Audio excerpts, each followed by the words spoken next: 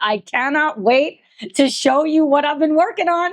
Are you ready, my friends? I can't wait to share this. Today, we're going to go through all of my weekly whips, pages I've completed this week. I have a massive haul to share. I am so excited to share what your girl bought this week. I went a little crazy. And then we're going to do some coloring in our 2026 project book, Hidden Seasons. If you're new here, welcome. I'm Tara. If you're not new, welcome back. I'm very new to adult coloring, but your girl is not new to art. I've been an artist for almost 30 years. I'll put some images on the screen if this is the first time we're hanging out together so you can kind of see my vibe. This is a very chatty style video. If you are only here for the haul, or you just want to see what I've been working on, or you want to get straight to the coloring, there are timestamps below so you can jump around. You're welcome. Oh my word, we have so much to go over. So let me move all of this to the side and get started. I'm also going to give you a sneak peek into what I'm using as my new go bag. If you have no idea what I'm talking about, you definitely are going to want to stick around. You ready? As I was preparing for this video, I realized I have not colored in any coloring books this week. The time definitely got away from me. I've been so busy. I'm going to share what I've been doing during the coloring portion if you care at all about my life and what's been going on, because we are besties. So let me share what I have been up to this week. First up, we have my Etchers sketchbook. This is the 8x8 size. I think this is the perfect size. Look at how dirty the book is. I carry this book everywhere with me. That's why. I have seen some artists color the cover because it is canvas. I kind of love that idea. And then you can essentially make like a giant double page spread, but I'm just can't even think that far ahead right now.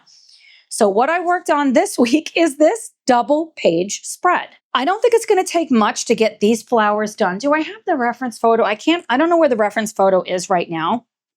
So these are drawings that I've done. I'm working out what I'm going to put in my seasons book. Did you know I am an author? I have at least, I believe, 7 books. Most of them are coloring / word search combination books. And if I can remember, I'm going to put it on the screen so you can just kind of see a few of them. Did you also know you can follow an author on Amazon? The links are below if you want to get on the list to be notified as soon as my seasons book drops. So what I've been doing here is just kind of working through, do I like the way that I drew them in terms of coloring? I really love this. I'm a very moody colorist. I have had a few people on Instagram say that. Like, your style is so moody. That's definitely my vibe. I gravitate more to like dark things. So these are the colors that I used in here. And this is a combination of gouache and watercolor. That's one of my favorite things to do. And I think I am very happy with the way I drew the flowers. I might want to do a little bit more with the leaves. With these leaves in particular, they're not very tall, but I might use my artistic license and make them a little bit taller. I don't know. I do really like the colors. So then on my daisy spread, on this one, I did the coloring of the flowers first, and then I came back over the top and did the background. On this one, I wanted to do the opposite and get the background in first. I love painting in these sketchbooks. Like, obviously, it's going to take it really well because this is really nice watercolor paper. And I kind of like this irregular shape. That's kind of the vibe I was going for. And I have so many pictures to color and I'm so inspired. This is like one of my favorite drawings I have ever done. There is a couple of videos up on the channel if you want to kind of see how I did that. I love this picture too. I love this really tall one. I'm such a fan of dahlias. Yeah, I am so inspired to color these. I think another thing I'm considering doing is to not outline them and just sketch it in real light and just paint them. But I kind of like a theme with a sketchbook, and I have so many things to share today. I've been going crazy buying sketchbooks. I know so many of my beautiful friends love to draw, have shared with me how it's very inspiring to see what I've been doing in my sketchbook because you're digging out your sketchbooks and nothing could make me happier. I think I want to keep this book with the line art and coming over the top. But I think another one of my sketchbooks, I'm not going to do that, if that makes sense. So that's what I've been working on this week in my 8x8 etcher sketchbook. Next up, we have my little square etcher sketchbook. This is the best size. Are you team small books and square books? It scratches both of those itches for me, so I love it. I have went to town in this book and I'm so excited. I cannot wait to show you what I've been working on. I can't wait to share it, friends. I never do anything in the beginning. We'll see if I ever want to change that. So I think I shared last time that I started these mushrooms. I don't remember how far I got. I really love these. I like how some are this way and some are that way. Those are tea bonnet mushrooms. Look at this.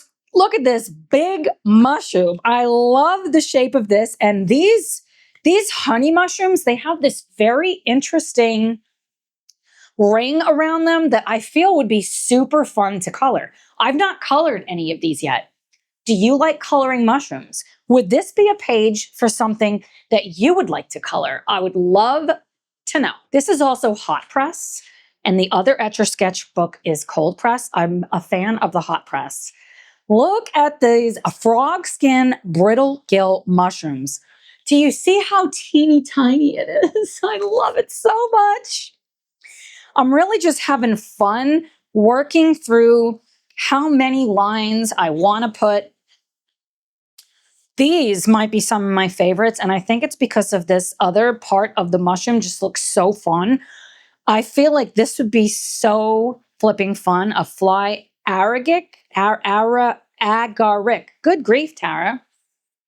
Chanterelles, not all of these are edible. If you're going to go mushroom hunting, make sure that you take a professional with you.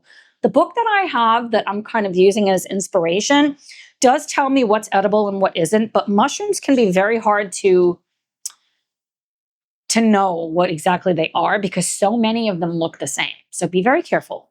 So I started out just doing mushrooms and then your girl went a little flippin' nuts. And when I turn the page, you're going to see what I mean. So I started adding some bugs. I love this ladybug. I am so inspired to color this page. And this is a mushroom that's called witch's hat.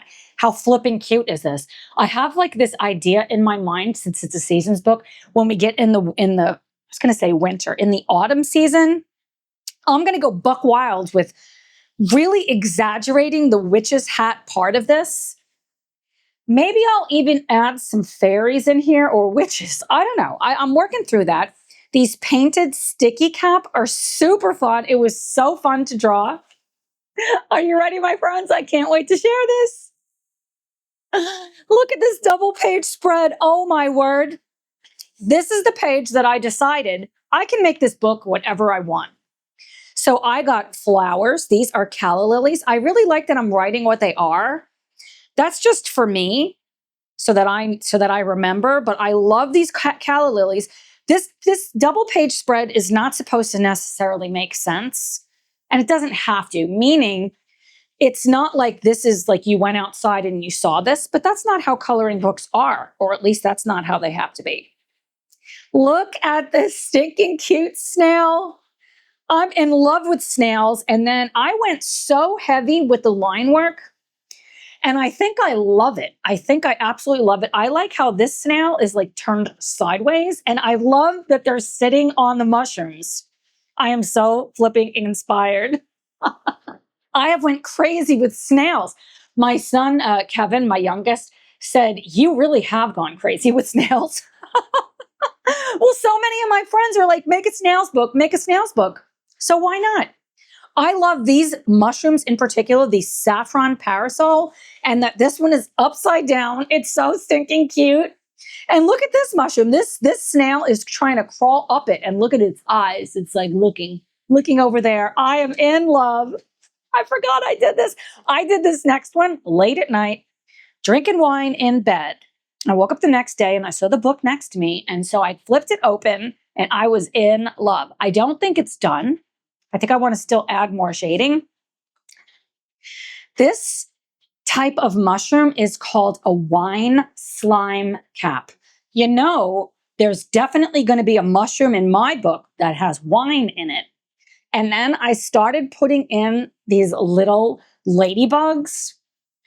I am in love with the shape of these daggone mushrooms. So as I've been working through all of these pictures, I started thinking, I think I would want a sketchbook that is a little bit less expensive and has more pages. Like maybe I don't want to color them. Maybe I just want to sketch. So what I picked up is this book. This is what is the brand? Beachmore Books, made in London. I have never got a sketchbook before delivered like this. It came in this beautiful box and it was wrapped up. It was like, should I even open this? It's so pretty. This is an A5 size. We're going to get to why that's so important because Tom is working on something for me. I am so flipping excited. And not only is he creating one for me, they'll be available if you want to pick one of them up for yourself via Tom. So we'll get to that later. Look at how thick this sketchbook is. Like I said, look, they might not look that different in size, but this has like 30 pages or something, and this has like 100 or 60 or 80. I don't know how many pages are in this. It could be 160. So it also feels really nice in the hands, and I love gray. Your girl's in her gray era. It's got a book belong to page. This is the nicest paper I've ever felt in a sketchbook. So I didn't do the first 2 pages. It's also perforated if you wanted to tear a page out. Oh my goodness, I am in love. I am in love. So I decided to carry forward my theme with the flowers and the mushrooms and the bugs and snails and whatever else, animal, wildlife, because they are wild, in here. Look at this stinking cute snail. I love the shell. And in this book, the paper is really thick, but I'm not going to use water mediums. I really can't get over how nice and smooth this paper is, just the quality of it. And I was thinking at first, does it bleed through? It does not. It does not bleed through. And I'm using heavy, heavy ink. I'm really loving this composition. And then I put some of these flowers in. Now I can't remember what kind of flower that is. I do want to write that down. Look at these daggone cute snails. And then I did this double page spread. I am in love with the snail's cute eyes. Oh, I love, love, love putting snails on mushrooms. I just started this one. And I don't know for sure if this is done. Then I was thinking maybe I'll put something on top, but I would have already had to do it. I might come and put a bee in here or a butterfly. That sounds really fun. This is a book that I want to work on when I'm in bed versus the other. It feels really good in my hand and it is small. It is just glorious. And at the back, it's got this flap if you want to put some stuff in there. When I say that this book feels luxurious, I'm not even kidding.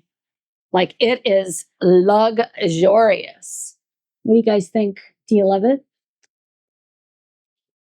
So that's what I worked on this week in this beautiful sketchbook, and you bet your ass I'm buying more of these.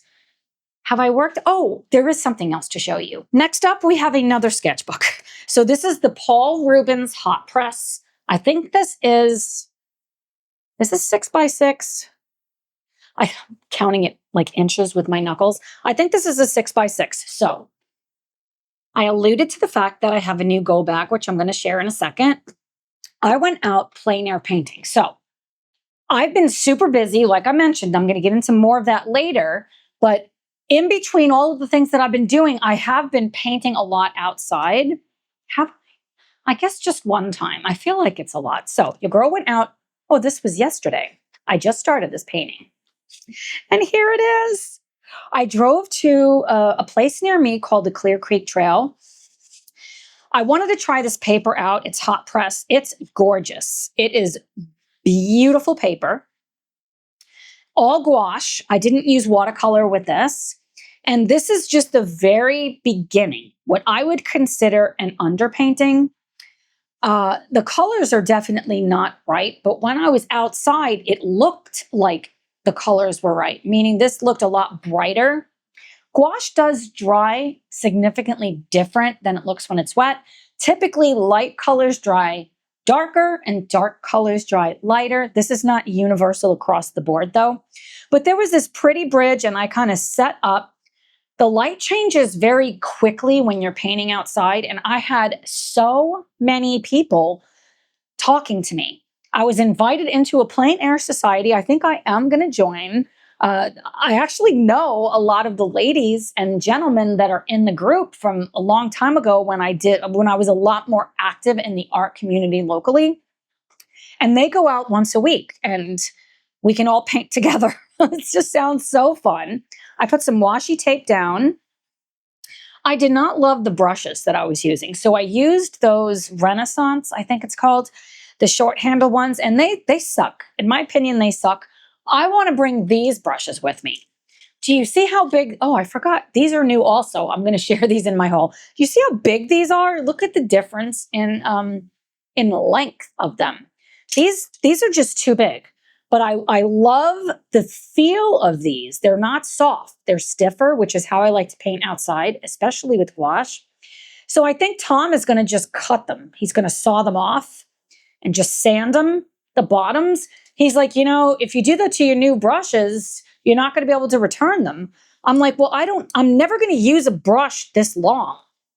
So I'm going to cut them. That's what I'm going to do. Oh man, I want to finish this painting right now. It was just so beautiful. The birds were out there singing.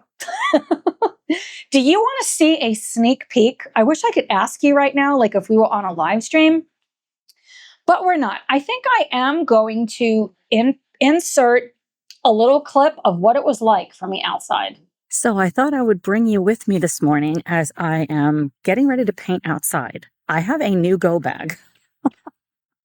The other one was just not big enough. So not only do I have so many flipping paint supplies in here, I'm carrying my chair. And this is one of those ones that you can fold back and then have it as a shoulder strap. And I have no idea how to fold it, how to get it to go back. Let me show you a little bit of my view. This creek right here is gorgeous. I'm trying to figure out where I want to paint. I did not put on my tick spray. Why did I not put it on? So this is a little glimpse of the parking lot. I used to live right near here. Like I could walk to this trail like literally every single day because my house was right up over there. But then I moved out in the country with Tom and I love where I live.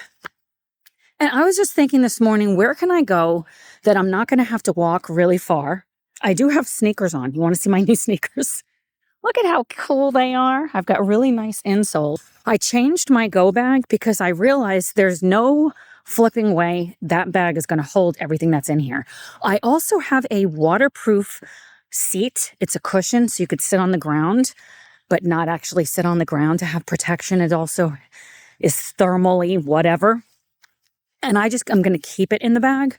But I do want to bring this. I have my new pochade box. I can't wait to show you.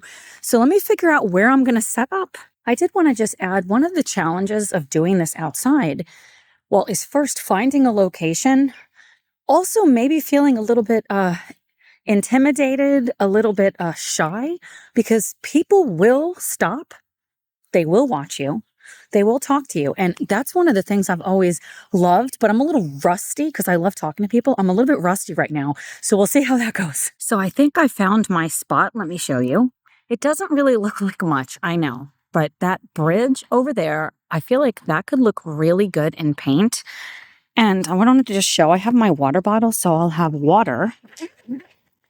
This bag is so jam-packed Let me get everything set up and then I'll show you. So I did get a new viewfinder because I needed one that has a smaller area because otherwise I was having too much that I could see. And here is my setup. I brought my small set of gouache and watercolor. I have my Stay Wet palette with some fresh titanium white, indigo, and Payne's gray. And I just brought my travel size brushes. This pochade box is flippin' awesome. And this is just my sketchbook here and everything is magnetic. So I'm going to hold my viewfinder out and let's see if I can zero in. Will it let me? Yeah, so that's going to be essentially my painting. I did want to show, I forgot that I do have my water there. So this is going to be fabulous, my friends. I've already been invited to an art show. I've been approached by so many people this morning. It's a little interesting. It's funny. If you are very shy, you might want to be in a more remote area. So let me show you my underpainting. Now, this is going to look like shit, but this is the way it's supposed to look. So I have started to lay in the bridge right there and really honing in on the perspective that I found with my viewfinder. This is my palette. I'm having a splendid time. I don't like these brushes, and I definitely don't like this big one. I'm going to bring my other brushes next time. So I will report back in a little bit. One of the things that's really important to remember when you're doing something like this is to create light layers. In other words, not really heavy paint and allow them to dry in between. Let me show you what I've done. It goes from looking like a total disaster to it starts to take. So you can see I have started to layer more in with the sky back there, as you can see from the scene.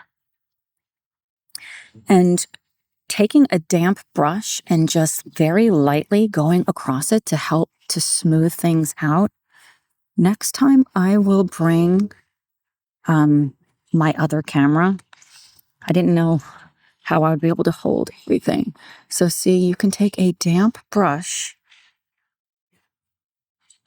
and lightly go across to smooth it out. It's one of the things I love about gouache because you can reactivate the layers underneath and just building it up slowly. I'm really getting what's behind what we're going to put on top. It's important to not rush this step, even though people will walk by and your painting looks like a disaster. You know that this is a process. And building it up a little bit over time. It can be helpful to bring multiple sketchbooks to allow it to dry. I will check back in. Look at my palette. This palette is great. It's really helping everything to stay wet. The two different water wells, and these, we'll have to see. Definitely not these brushes. So this is how it's looking right now. I've really started to do a lot with coming over the top and adding in the details, and then taking a damp brush and glazing over it just to kind of soften. Just knowing we're going to be building things up in layers. The palette is working great. I am very happy with this. I don't think I like the color choices that are in this palette necessarily. So I do have another one coming today. So I'm going to fill it with something different. I just can't seem to get a green that is capturing the vibe. Although from here, it looks like the color is spot on. It's not exactly the color that I'm looking for. So I think I'm going to lay the bridge in and then go because your girl's getting hungry. The light is changing so rapidly. The scene doesn't even look the same anymore. The shadows are gone. Now I'm sitting in the sun. The bridge is definitely, the shape is off, but I don't have the right brush here. So I'm going to finish this when I get home. I love this pochade box. I'm so glad I got it. And these shelves are perfect. They're perfect. What a great setup. All you need is a tripod and it's pretty light. I've been out here, I don't know how long, for like 2 hours? I don't know, maybe an hour. And I've had a lot of chat with me today, including one of my previous clients, a gentleman that my ex-husband's boss, and I did at least one painting for him. And he's like, do you mind if I take your picture? And then I turned around and he said, is that Tara? And I'm like, oh my goodness, hello. And so it was awesome. I had an awesome time. And stepping back and looking, I think I definitely captured it. Remember that when we're painting out of it, we're not looking for like something to go in a gallery. I mean, maybe you'd want to have it in a gallery, but I was approached and they want me to show my stuff in a gallery. So stay tuned for that. I love you guys. I hope you enjoyed this kind of sneak peek into what it is like to paint outside. And until next time, happy coloring. I did just want to show how easy this is to take off because it's magnetic, but it's super strong and it kind of clips. I'm going to do a whole review of this box, but it is awesome. These were extra, these side pieces, and it's just magnets. So that comes off. They come apart. Then I have already taken the clips off. So you just raise this. It's all a magnet. My painting is dry. Close your book. There is the pochade box. Close that. And it's all tension, which is awesome. Oops, you got to make sure that this part here is down far enough so that it can close. I've got this on my tripod with a quick release with my Manfrotto, and I just left the tripod short. So yeah, look at this thing. This thing is awesome. It has a mixing plate on it, but I don't want to use that one. If you have any interest in art, like working on your own art, I highly recommend doing things outside in life versus just using a photo reference, because it will really train your eye to see what's really there instead of what we believe is there, if that makes sense. So that is all of that's all of the pages that I worked on this week. Now let's get into the haul. And friends, I have a lot of stuff to share. Are you ready? First up, we have this collection of 5 brushes from Princeton. These were very highly rated. These are the Aspen brushes. They're not cheap, friends, and I haven't even used them, if I'm being honest. So you get a nice, big, long flat brush. The bristles, it's synthetic, but in comparison to a brush like this, which is so soft, this is like stiff. It feels more like boar bristles. But boar bristles are definitely not going to be what I would want to use as a go-to brush for a water medium. That's what I use for oil. And this reminds me of those brushes. And the way that I'm using gouache these days is very similar to the way I used oil paint, which is thick. So you get this big brush, then you get a size 2. This will be great to do little like leaves loosely. Remember, outside it's loose. Then you have this filbert. A filbert is it's still got the stuff in there to keep it stiff. This is a size 4. It's considered a short filbert. This is the perfect shape to paint daisies, other flowers, leaves with just a little wiggle of your brush. This is one of my favorite shapes of all time. And then there are a couple of round brushes. This is a 2x0, really tiny. And this is actually a liner brush, a great brush, a size 2, to do branches on a tree. Although what I've been doing for branches is using a thick, like a bigger flat brush and just tapping it in. It's just so much fun. I'm sure I'm going to love these. I'm not even going to test them out before I cut them. I'm going to be a risk taker. That's the brushes. Next up, I picked up a viewfinder. So do I have it here? I don't. So I believe last week I shared that I use mat boards outside. The problem with that is I'm stuck on a landscape or a portrait because I'm painting what I see inside of there. And your girl has so many square books. So either I'm going to have multiple different mat boards, or you can buy this.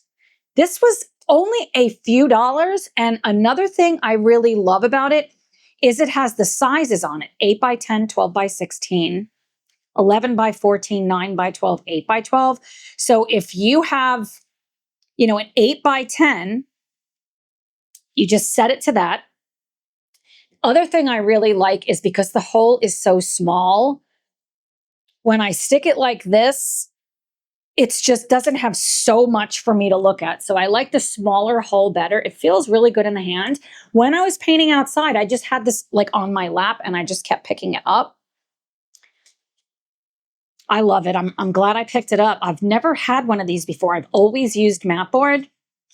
This is definitely in my go bag. Next up, I picked up a few mechanical pencils and some erasers. So this is the one I've been using the most.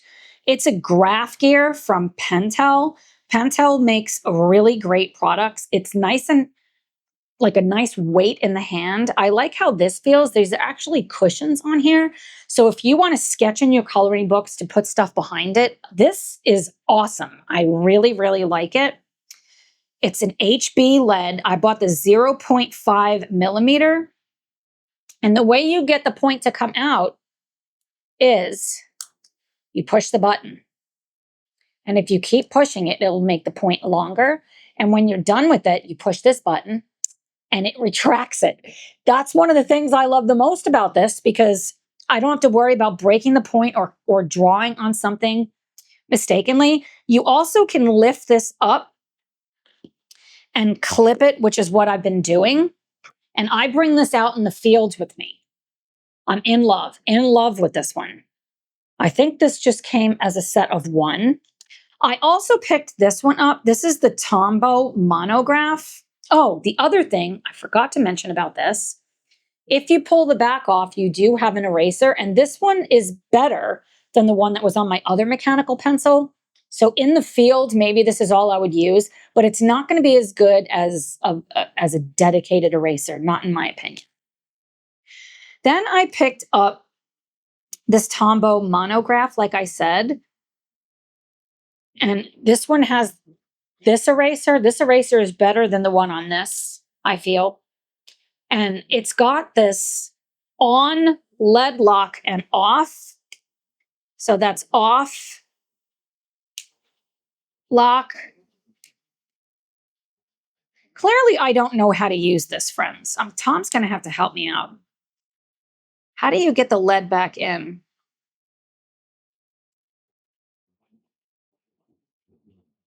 Oh, this this makes the eraser pop out. I don't know how to make that go back inside. That's what I don't like about this. It's just too flippin' complicated. I don't want to have to work this hard figuring out how to get the daggone thing to go back in. This also just doesn't feel as good in the hand as this one, but I really like the color. So there's that. I also picked up from Tombow these Mono Zero eraser rather, and it's this teeny tiny for detail work. And inside of here, I believe, I don't know how to operate this clearly. I don't know. Does somebody else know how to use this and you can help me? Because clearly I need some help. This eraser gets chewed up really quickly, especially in the watercolor sketchbooks because of the texture. So you're going to use a lot of eraser if you're using this, but if you just need to get a teeny tiny detail, I think it could be helpful. I also picked up this set of Staedtler erasers, and these are working great. I have been using these in bed. So that's what I picked up. I believe that's it. Oh, yeah, for the pencils and erasers. Then I picked up some more Micron brush graphic. These are archival ink in black, and it has everything. I haven't opened it, as you can see. This is from Secura. I already had a set of these, but they're really old. So this goes from 0.20 all the way to 1.0, and it also includes a brush and a fine, like a bullet nib. I think I want to bring these in the field because the Staedtler ones that I picked up do not have a brush nib. These are all just points. And I do really like this case, and I feel like this is a perfect case for traveling. So I'm still going to keep that in there. But I think I'm going to put the brush and the bullet tip in my go bag. I want to do a lot with pen and ink. It's so much fun. Are you team pen and ink? So I picked these up. Next up, I got one of these. Cannot recommend it enough, although I haven't tried it yet. This is a waterproof, it's like kind of like a thermal seat. You buy this and you just put it on the ground or on a rock, wherever you are, and you sit on this. That way you're not sitting directly on the ground. This is really going to come in handy because first it's super light. Like this weighs nothing. Like it's not even like, it's nothing. It's like foam, something like that. And it's like super soft. It's supposed to also help with like collecting heat so that your butt's not cold. I do have a chair that I carry when I'm outside, but maybe there are times I'm not going to want to carry the chair, or where I'm at, a chair just doesn't work. Maybe the view I want is from a rock, and I'm not going to put the chair on a rock, so then I can use this. So stay tuned for how I like this in the field. Then I picked up this portable painter. Wait until you see how tiny this is, my beautiful friends. I haven't used it yet.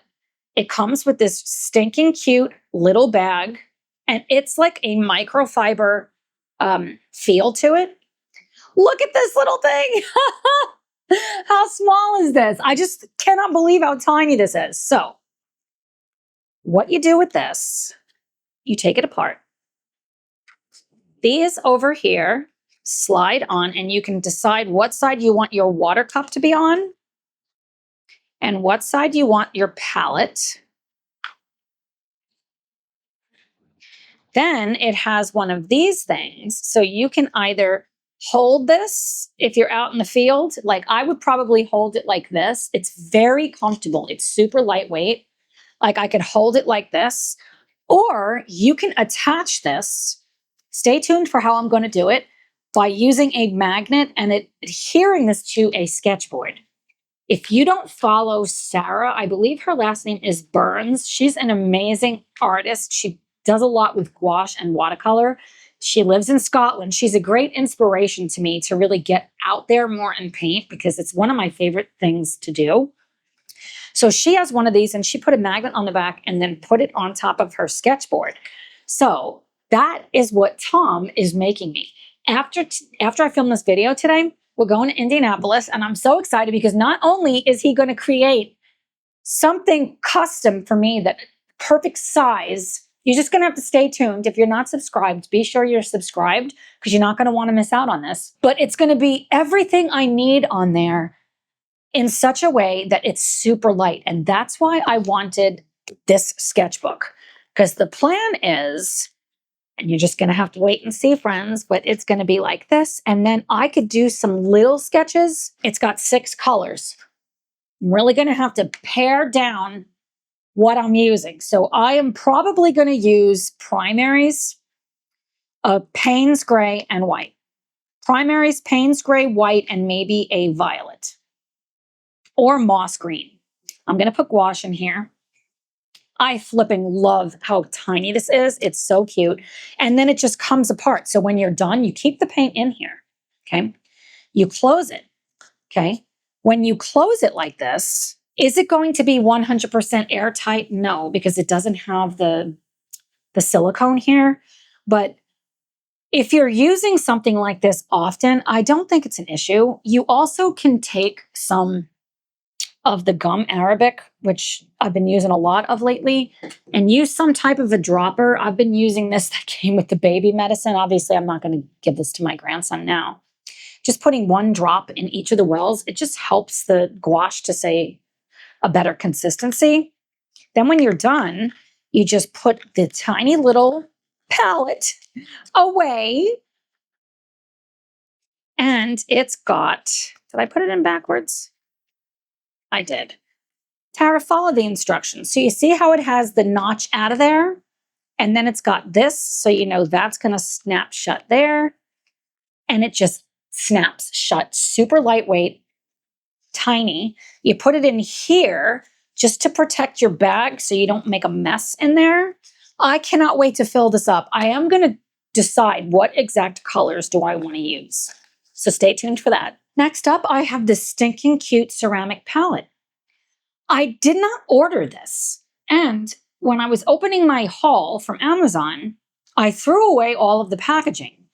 If you sent this to me, because it was on my wish list, will you please let me know so I can give you a proper thank you? I believe that this is Happy Mail, but I'm not 100% sure because I did not order this. Did not say I ordered this, but look at the perfect size. It's going to look beautiful in videos. This is not something I'm going to take outside because I don't want to break it. It fits really good in the hand. So I could do that if I wanted to use this and hold it. I don't want to risk it because it's too pretty. It's got 6 wells and they're a really good size. And I'll just set it right there and squeeze some fresh gouache on and go to town with my painting. Or what I can do is to use one of my already prepared palettes that are closed and create my mixes on here. That's probably what I'll do. So I'll have 6 mixing wells, which is perfect. Whoever sent this to me, thank you so very much, but please let me know so I can give you the proper credit. Stinking cute, friends. Next up, we have this Everlasting Wet Palette from Painter Light. I might have shown this last week, but I did want to show how I've been using it. Okay, there is a problem with my go bag, and we'll get to that in a second. This stays wet. Your gouache will not dry out, and I think I figured out the perfect way to use this so it's not soaked. I had such a blast coloring with this palette. So the sponge is still wet. You can kind of see it there. But my I can attest that this is leak proof because this was sideways in my go bag. This does not fit straight down in my bag, so I have to tilt it, which is why that happened.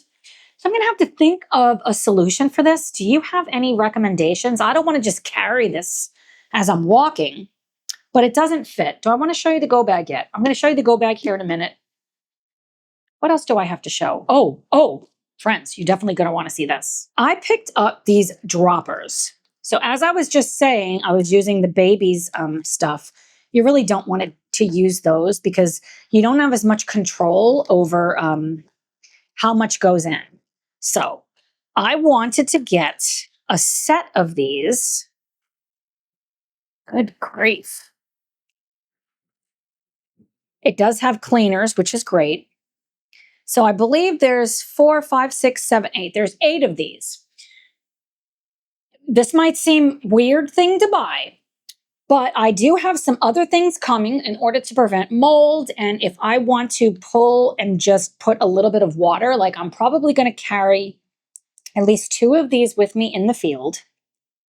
They are glass, so I'm going to keep it in this container or just try to keep it safe. So instead of me pouring water or using my brush to get water, I can just do one little drop at a time. So I am so excited to be doing like these science experiments outside. Next, I picked up, I cannot wait to try this one, friends. This is an Etcher Nano Satchel, water resistant, vegan friendly.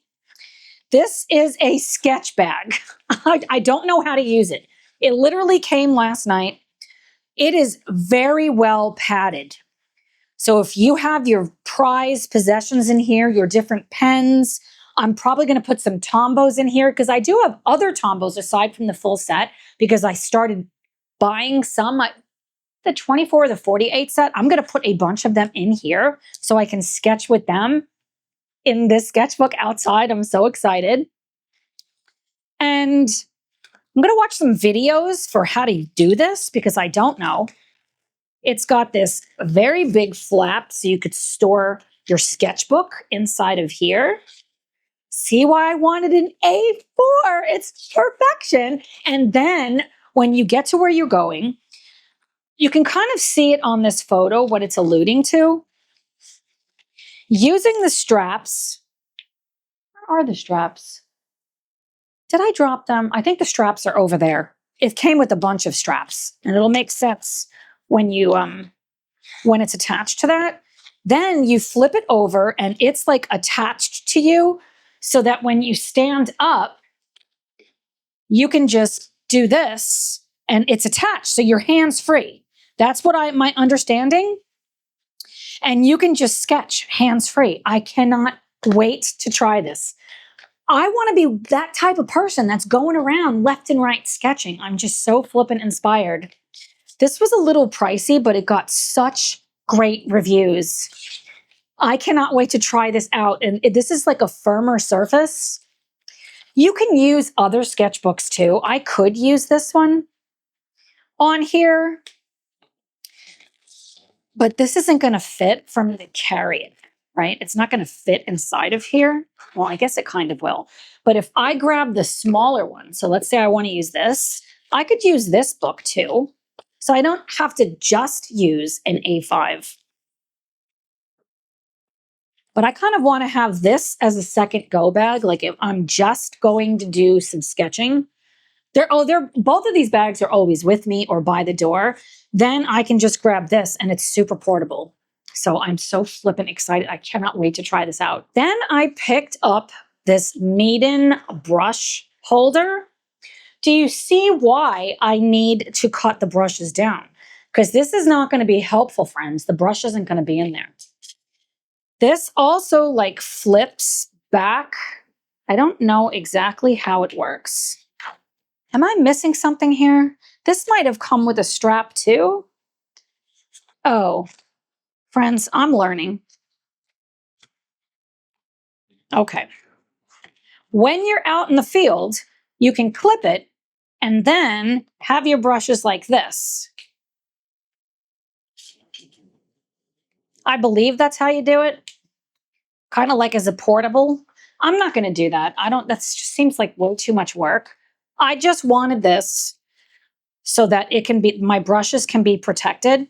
It's stiff, but it's not hard, if that makes sense. It also has holes in it to allow the brushes to breathe. And then it all zips shut. I may have been doing that wrong. I don't know. I considered sending this back because I don't know if it's stiff enough for my purposes. I want to make sure my brushes that I don't mess up my brushes. But I think it's gonna be good. I think it's gonna be good. It's super lightweight, which is very important when you're carrying a bunch of stuff around. And the last thing I have to share is a big one. I am so excited about this one. Are you ready? I picked up the Yugo pochade box, my friends. I did share that I have a custom box that I had made, I don't know, 25 or so years ago, 25 or 23, I don't know, something like that years ago. It is big and bulky and it's got wing nuts. It's amazing for oil paint because of all of the tray, like the tray that you have and the deepness, and for oil and acrylic outside. I want to keep it dedicated to that. Tom did sand it and it looks brand new and it's beautiful. But because it's so heavy, it doesn't fit in my go bag. I picked this up. Do you see how small this is? This is the 6x8 size. This is my tripod mount. I have a Manfrotto tripod. It is very, very light. If it's super windy, it's not going to be the best one to use. The tripod I'm using over here is way better because the legs can come out. It's much sturdier, but it's also heavier. So this is so well made. It is tension made, meaning you don't need any wing nuts. You can adjust this to any level. You can even have it flat if you want to paint flat. But I like to paint like this outside, like upright. It has magnetics.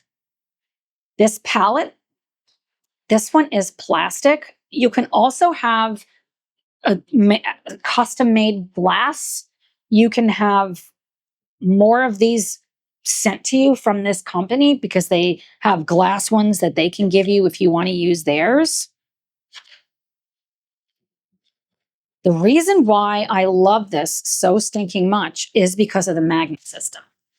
So this also magnets. So you can paint it's such a bigger size. I'm going to try to do this because it's not on a tripod. It could be a little bit awkward. So what I did here was this. Then you can use your strap that comes with the book, but I'm kind of OCD like that. I don't want to get any paint on that. So instead, I'm using my clips. And you take your clip and you do that, and then you take another clip. The set of these that I bought came with at least 15 of them, so I have clips everywhere. And when it's on the easel, look at this. It is sheer perfection. Sheer perfection. I cannot believe how pleasant this was to use. I've decided I'm not using this. My washing machine is singing. Hang on a second, friends. And this is strong. These magnets are very strong. It comes with a warning that if you ingest these magnets, you're going to die, essentially. So don't do that. So where was I? Oh, yeah. I don't want to use this because I don't want to get any paint on it. So what I did was I stuck this box. You would have seen it in the video just right here. But then you saw something else in the video. So I got these add-ons. These are trays, side trays, or brush holders. And it looks like two different kinds of wood. I really love this one. It comes with more magnets, friends. This design was just so well made. Tom was like, wow. Snaps on. This snaps on there. You don't have to get the trays, or you could just get one tray. I wanted as much room as possible, and it's so light. This system is the nicest system I have ever seen. It was so pleasant to work with. It's set up in seconds instead of 5 minutes or 10 minutes. It was so enjoyable. I can't wait to paint. And I left the shades down so you could see it's pouring rain. So I'm not going to paint today. It's also so strong. Like, it's not going to fall off of there. Like, I'm not going to sit on this, but it is so strong. And what I did, I didn't have these brushes, but I set a paper towel on this. But you can have them kind of hang off the side. It did come with some rubber bands to like put around these so you can slide the brushes in and they don't go anywhere. I haven't figured out how to use them, so Tom's going to have to show me how to use it. And I liked the setup that I had. So on here, I had the wet palette. Over here, I had my paint. And over here, I had my brushes. And it was perfect. Absolutely perfect. My little water cups I had over, well, you would have seen it in the video. Pulls apart so easy.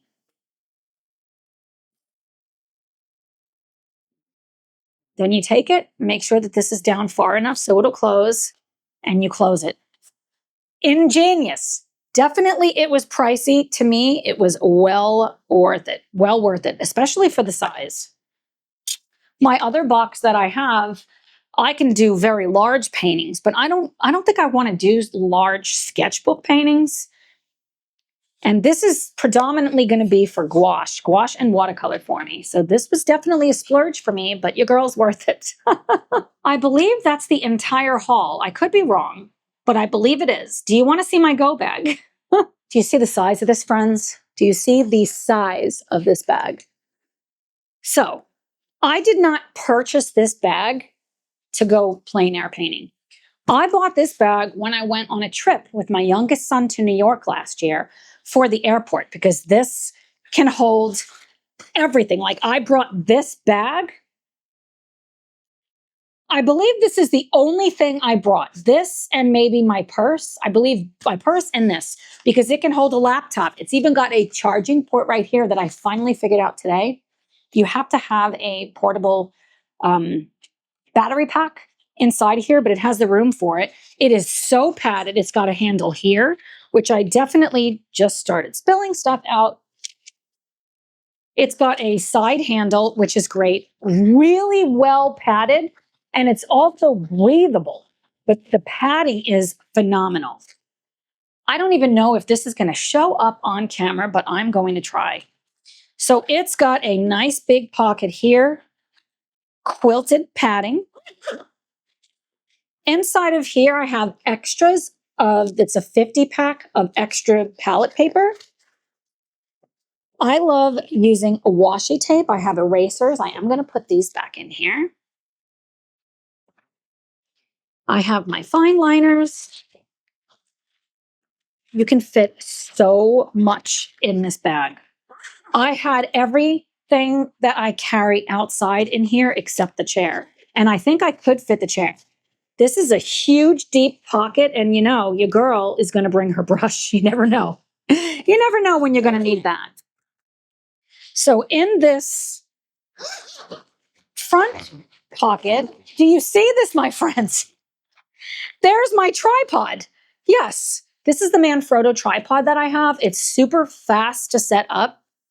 It's light. It's not a carbon fiber one. Carbon fiber would be lighter, but I don't feel like spending another couple $100. I got my water cups. I love to keep extra paper towels.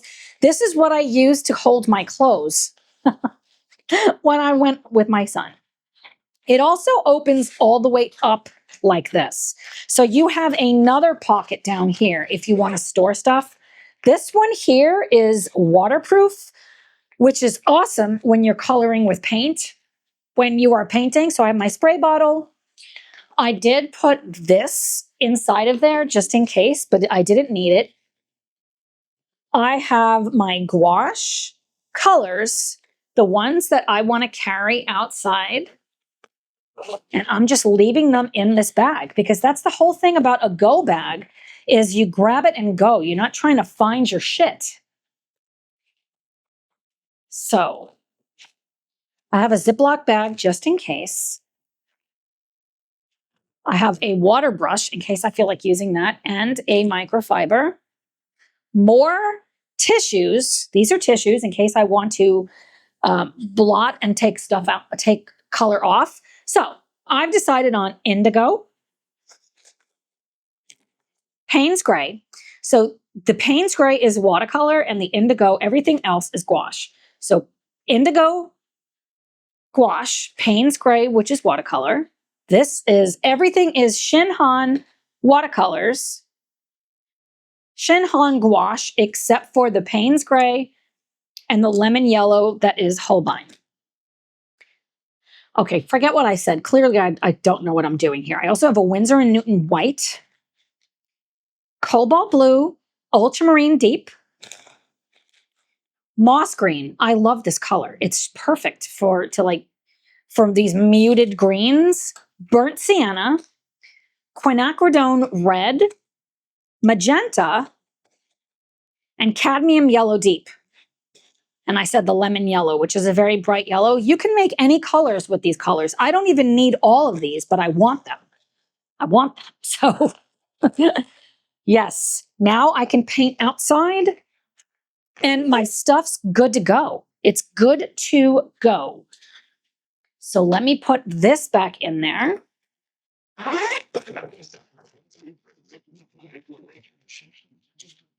And see, I say this and then it doesn't fit. I think I am going to just keep these in this bag just in case. I'm not storing this in the car. It's in my house, and then I will grab it when I'm on the way out the door because I don't want my paint to sit out in the heat. So I'm going to stick all of this stuff there.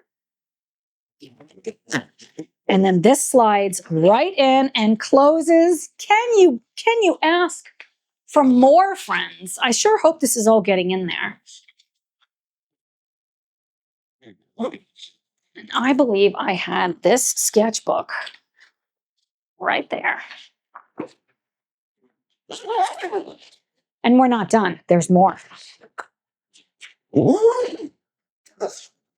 Then it has another big flap. This one doesn't zip all the way open. This is what would be considered to be for a computer. And another like cushioned, which I have palette, tiny little paper if I want to use paper outside to paint. So inside of here, I have that the Yugo, these, but I don't know how to use those. So Tom's going to tell me. But look at this, friends. Do you see this?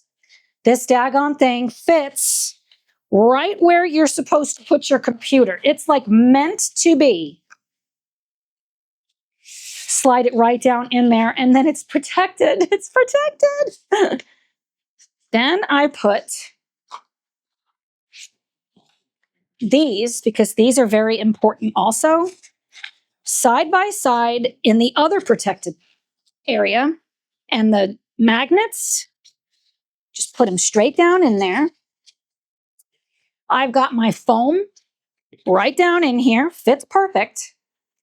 I've got my brushes, fits right down in there. Look at this. I know that I'm missing something, am I? Then at the very back, you have another compartment. So you can hide stuff in here if you want to put your money, a wallet in here, or something else. And it's so padded. I don't know if you can tell just how well made this is, because it is.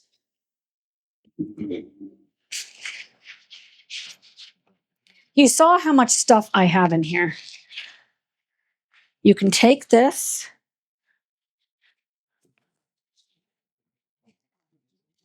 You can buckle it there.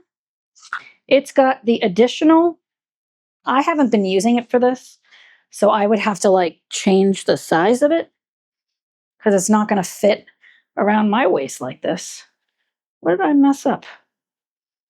If you're one of those people that likes to tie it around your waist, you can. I just don't know how to do it. I don't know how to do a lot of things. I'm not going to clip all this stuff. Like this, then I'm good to go. Everything's in here. It's very lightweight on my back. It doesn't hurt. My pochade box is perfectly protected. I have all of my paint. Oh, and the other thing, it's got this side area here where I put one of my stainless steel water bottles. And then that is what I use to drink and also to pour the water that I need for the day. This is so much better than the other go bag that I had, because the other one, everything's fallen out of it. It wasn't ergonomic, meaning it wasn't something that I could carry for a long period of time. And I do believe this will fit in there, but I think I want to keep them separate. Just to, like, there needs to be some kind of separation in my mind. I do think I'm going to do a dedicated video on that pochade box, like more of like a review style video. So stay tuned for that. Friends, I think that's everything that I picked up this week. You ready to do some coloring? I've got the German edition of Hidden Seasons. And I'm thinking, let's go ahead and do a background. I wasn't going to, this page is so bright. I love it so much. So I was going to do the pencil and maybe not do a background. But I think I definitely want to do a background. And I want to use some gouache. I want to use some gouache. You team water mediums in Rita's books. We're going to do this double page spread background. And I don't think I'm doing this as what the actual background is, or maybe I will. Maybe I'll put some clouds back there. So get cozy with me, grab a beverage, and let's color, friends. Okay, my beautiful friends, I am ready to go to town with this stunning double page spread.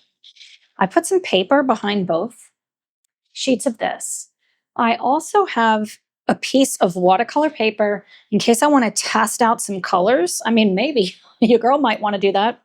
I know that this has to be Happy Mail, and I'm on a quest to see, did you send this to me? I love it, and I feel so bad that I threw the bag out. You know what Tom said? Well, you are buying a lot of things. It is the perfect little size palette, and I love it because it's a leaf. It's beautiful. I've got my 2 containers of water. I also grabbed my Maiden travel palette that I've made, and I wanted to show you guys. Let me just put this down. To protect my page, So this is my Shinhan gouache, both sets, and also my split primaries from Daniel Smith and a couple of extra colors, including a watercolor white and a gouache white. I did put inside of this palette little drops of this, and I highly recommend when you're doing this to keep it nice and moist. Just spritz it like that, and then we're good to go. So I'm gonna set this to the side. I think what I'm gonna do, because I'm gonna do it on this, I'm gonna take this out and move this.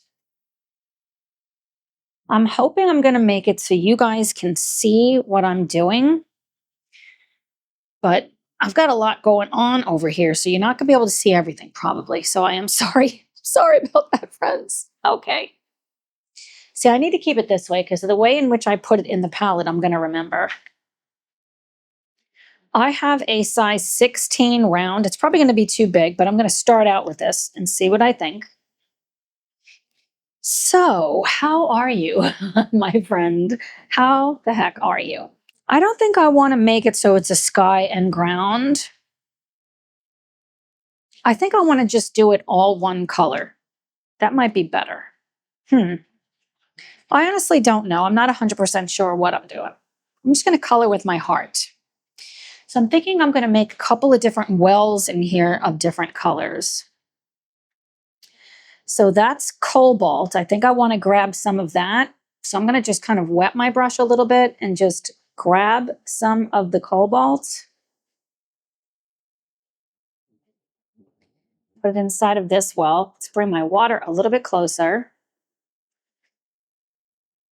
I want to make it a paler wash to start with. Not that I'm going to put so much water on the page. I just want to get enough of this color on here. And I think I'm going to go just with the cobalt to start with. Then let's mix up, kind of see a pinky color. So do I want to just use the watercolor? Because that is such a beautiful color. But I think I might want to do this one. Oh, I love this color. But I want to mute it a little bit. So I just got the purple in the white. It happens, friends. I'm going to grab some of the white watercolor.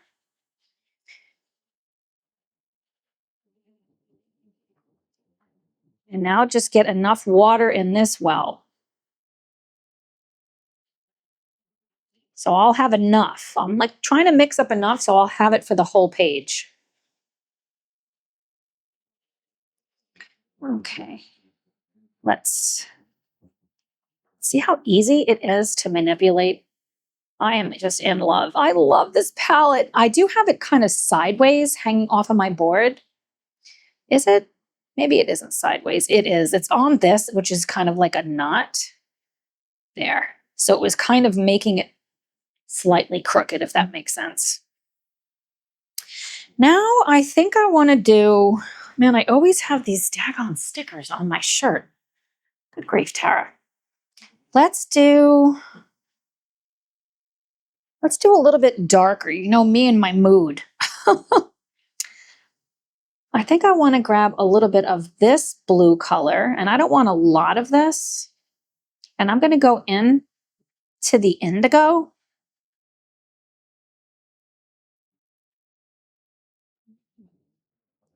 Indigo is just gorgeous. Those three colors look great, don't they? They look really good together. I think we're going to start there. So I have this rag also. I don't think I am going to experiment on the paper. Your girl's just going to go for it. I am definitely a painting dark to light person. So do I still want to do that? I think I want to do a gradient. And I want the pinks to be towards the bottom. And I might want another, let's do another shade of pink too. Let's get the, like this really pink. Oh, I love this color so much. I'm going to go into the other well. So I have one that's more blue. Like this one is blue and my other water is the pink. Okay. I say let's start there. Wow, this leaf is just inspiring me. All right, so I've got my brush is just slightly damp. I've kind of dried it off and I want to just I think I'm going to go in with the indigo.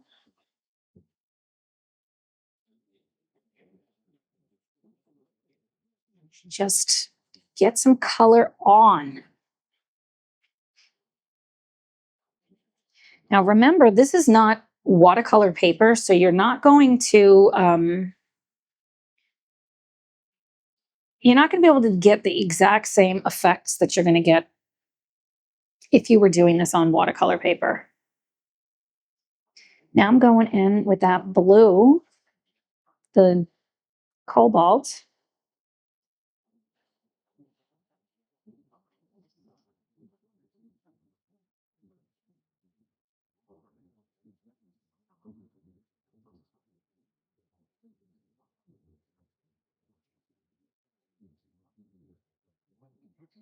I hope you are having a fabulous day. I have had the craziest week. I did put out at least 2 videos. I know I did 2 at least.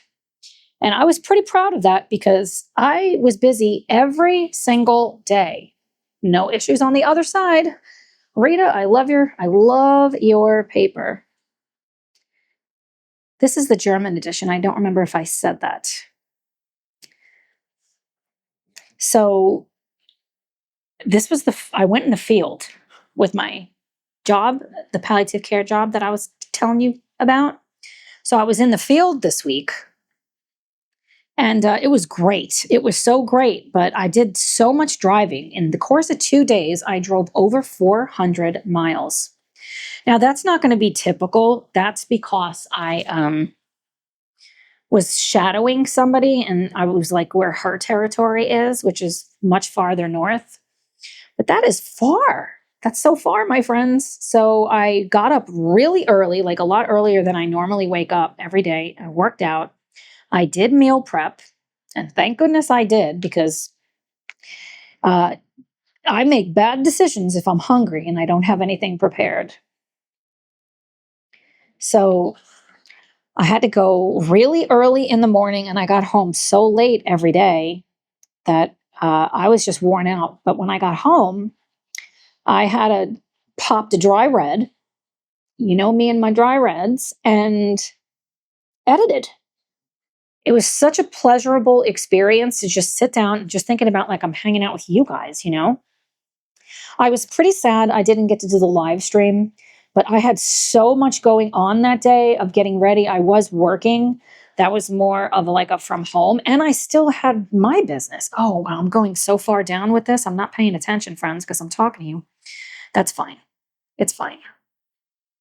The pink will just be more towards the bottom. And so, where was I? Oh, yeah. So I still had my patients that I saw all week, and I'm doing, other stuff with my businesses. And yeah, so there was no way that the live stream was going to happen. There was just no way, and I felt really bad. And I think that's one of the reasons why I didn't color so much this week either, because that's always a good like jumping point for me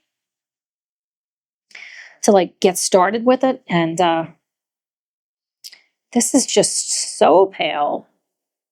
I think it's too pale. I'm going to put some more. That's better. Dry it a little bit. Yeah. I don't want it to be quite so wet. And so I missed you. I missed you a lot. But it was a great week. Just trying to figure out the balance part because I have a tendency to like I jump in with both feet and it's either all or nothing, which is the way that I typically operate. I'm gonna add a little bit more of that pinky color.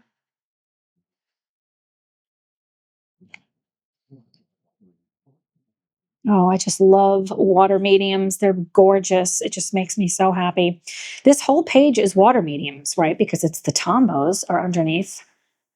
That's the tombos. Oh, the color looks so good. I'm purposefully not doing both pages at the same time because I'm kind of working through it on this side. And then we'll do the other. And I'll try to match it as best that I can. That's why it's good that we made these wells, because it can be really hard to match gouache because it dries so differently. So that's one of the reasons why I made it a point to paint outside, because I wanted to make sure I'm giving myself ample time for joy. And painting makes me very, very happy. And that's another reason why I didn't want to put so much pressure on myself that I have to do something like, well, if I'm not coloring every single day, you guys are going to be mad at me. I don't want to put that pressure on myself, and I don't think you want me to put that on me either. I'm not worried about that because this is just one layer. And I'm still not sure what I'm going to put over this, but something. Well, I'm really glad we decided to do a background. It's like her books just scream for water mediums. I think so anyway. Yeah, so I've been really busy, super busy, but it's been so nice spending so much time drawing. I don't think I've ever drawn this much in my life, like this much, meaning every single day I'm drawing, and I'm loving it. I love it. And I'm also, I'm like pushing myself more than I ever have to create something that I don't see. Because especially with the drawings of the snails and the mushrooms and the flowers, that was not in my photo. Like I have the photos of the different items, but I moved them around. I changed the mushrooms. So I just, to understand the way that they're shaped. And then I did not use the reference photo to draw them. Like I used my understanding of the reference photo, but I didn't just copy the reference photo. And I'm such a realist, as you know, and have always just paint what I see. And I'm having a blast doing it this way. And I would have told you like years ago, I wouldn't be able to do this because I didn't think I could. And I totally can. I'm going to go into that lighter color now. Yeah, I thought that that was not going to be pigmented enough. So I just added some more pink. Oh, that's gorgeous. Let's blot that a little bit. This color is really opaque. You can kind of see the way it's laying down versus like the magenta color is a lot more translucent.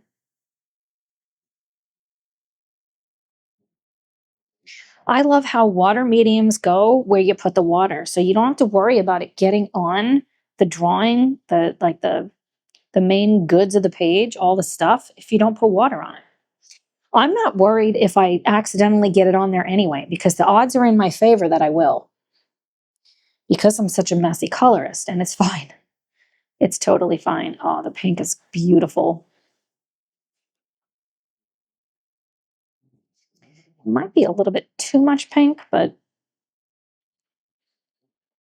I don't want to have my brushes splayed out because that fine point, I'm using this huge round brush. I was thinking I was going to have to use a smaller brush here, but no, this is working great.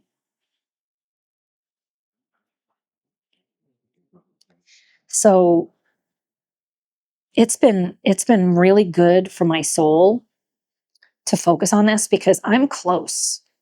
I say I'm close to getting this book done, but I'm also working through all the compositions and if I want to change it, if I want to add more things. I don't know. I do know I'm going to make a book. My final product is going to be what I want, not what I think somebody wants. Does that make sense? If I'm just focusing on what I think will sell, I'm not going to, like, you're not in it for the long haul if you do that. Like, I'm playing the long game. Does that make sense? I hope so. This color's beautiful. This would have been a nice color if if this was like the whole entire page also, that would have been a good color. And I'm working left to right because I'm right-handed. Then I don't have to worry about like putting my hand on a wet page over here. Add a little bit more of that color.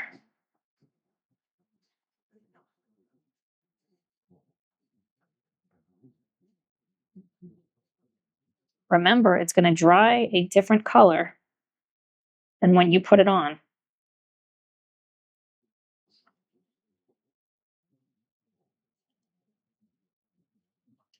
Grab some of this one. You could test out the colors to the side, like I had that piece of paper that I decided not to use. You can do that just to make sure that they do all play nice with each other. I do recommend doing that if you're not super familiar with what the colors do, because they can be just so different when they hit the paper or your page, or another color comes over the top. It's gonna have a different effect depending on on all of the above, if that makes sense. See how much lighter it dries?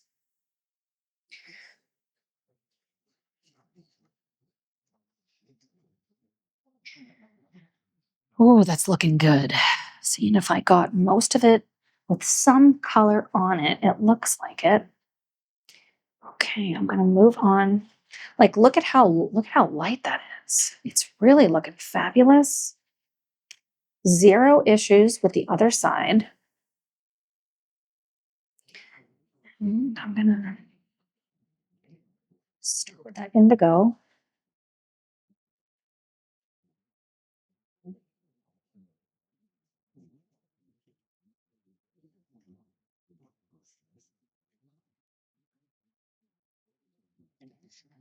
Yeah, I'm trying to work out how I'm going to have time for all of the things I want to do. Kind of playing it by ear.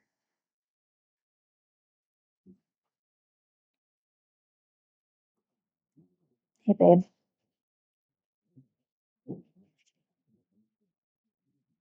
Yeah, so we're going to Indianapolis. I feel like this is like the story sometimes I say during this show is we're getting ready to go to Indianapolis. We're going to go to my favorite place, Napoli, so I can eat the pizza. If I remember, which I never seem to be able to remember things, I will put a photo of what I eat.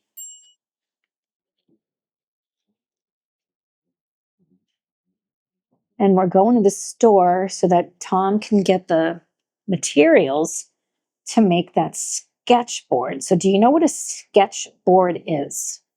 That is something that your sketchbook adheres to, like it wedges inside of there and it gives you that stiff surface so that you can stand in the street or sit in. I mean, it's ideally you could sit, you can sit on the street, you can stand, like you're just super portable. And like what I showed with this little portable painter, this is going to stick to the sketchboard via magnets. Then you have everything that you need right there. I cannot wait. I've never used one. And I was looking at them. And, there's always like little things like you're like, oh, if only it had this or tweak it like that. And I asked Tom if that's something that he would be able to make. And he's like, yeah. And then we were talking about like material. So I am so excited to go to that store and pick out the wood. I'm so excited. Are you interested in having Tom make you one of these? I am going to do a whole video on that. Like maybe even as he's making it, I might like vlog some of that, not blog, vlog a little bit of that so you can kind of see the process. I'm so excited. Yeah, I feel like I'm going all in on painting and drawing and doing things outside, because then the other thing is, as I'm driving all over, I'm seeing amazing, beautiful scenery, like these farms in the early morning light, like the sun is just up. And I'm like, oh my goodness, I want to paint right here. Well, if I have these different go bags, if I have my painting go bag and my sketching go bag in the car and my sketch board, so essentially it's going to be 3 different things, I'm game for whatever comes my way. I am good to go. And it doesn't have to be for long. You can just sit for 5 minutes and do something. And I want to do that because first of all, it changes our nervous system. It takes us out of fight or flight when all we're doing is working, or we might feel stress. It takes us out of that and puts us into the rest and digest mode. And I don't want to ignore the things that are important to me, the things that make me happy, because I feel like I ignored art for a very long time, years. Like I always did a little, but I felt like bad about it. Like I should be doing something else. Like I never stopped doing like painting. I still paint. Obviously I'm painting, but meaning even with the oils, it wasn't something that I did every single day, which is what I did for decades, was doing it every single day. It was my life. And I can do it every single day without doing it for 6 to 8 hours a day, which is what I used to do every single day, 6 to 8 hours every day. Maybe here or there I wouldn't, because, one reason or another. But for the most part, that's what I did. My kids grew up with that. My youngest, Kevin, he came with me everywhere. When he was really little, he loved painting and drawing outside. And when I taught painting classes, he went to them. I used to teach at Michael's, the arts and crafts store. I taught there. I taught families, like kids, and either outside plein air painting. That's, well, you already know, one of my favorite things to do, but I also taught them in my studio. I also taught graphic design, like using a graphics tablet. That was so fun. And I remember a couple of girls, they were sisters, really young. I don't remember exactly how old they were. I'm thinking probably like 10 and 4 or 10 and 6. And they loved it. They loved it. And the mom was like, "Can I try that thing?" I'm like, sure. And yeah, Kevin had his own graphics tablet from when he could hold a pen. He used to use mine and help me when I was doing graphic design for galleries. So I was the web designer. Isn't that so funny? Because he is a computer engineer and he creates the best websites. He's done all of my websites except TaraTripoli.com.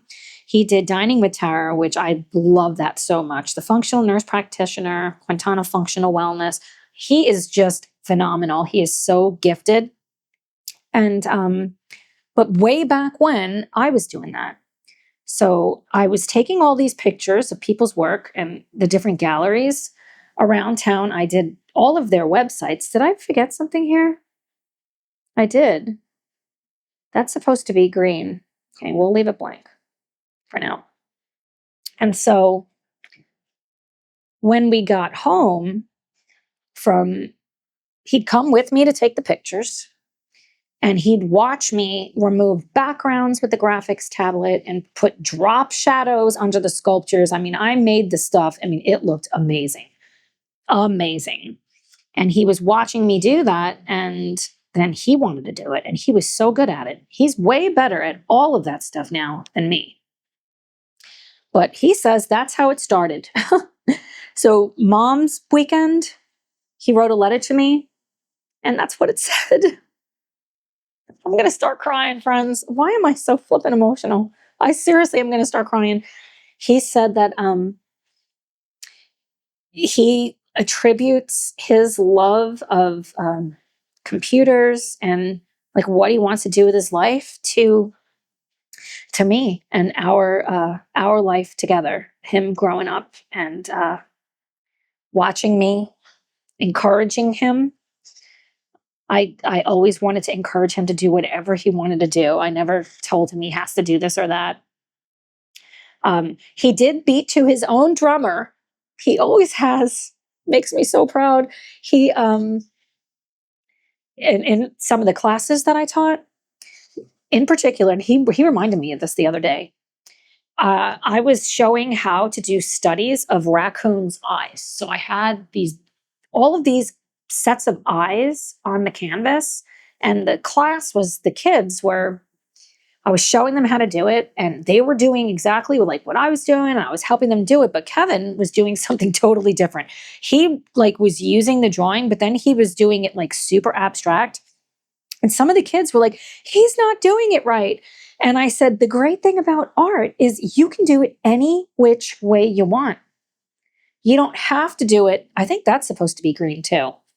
You don't have to do it the way that I'm doing it. You could do it the way that you can interpret it. And yeah, he reminded me of that, and makes me like super emotional to think about it because I just love him so much. I'm so proud of him.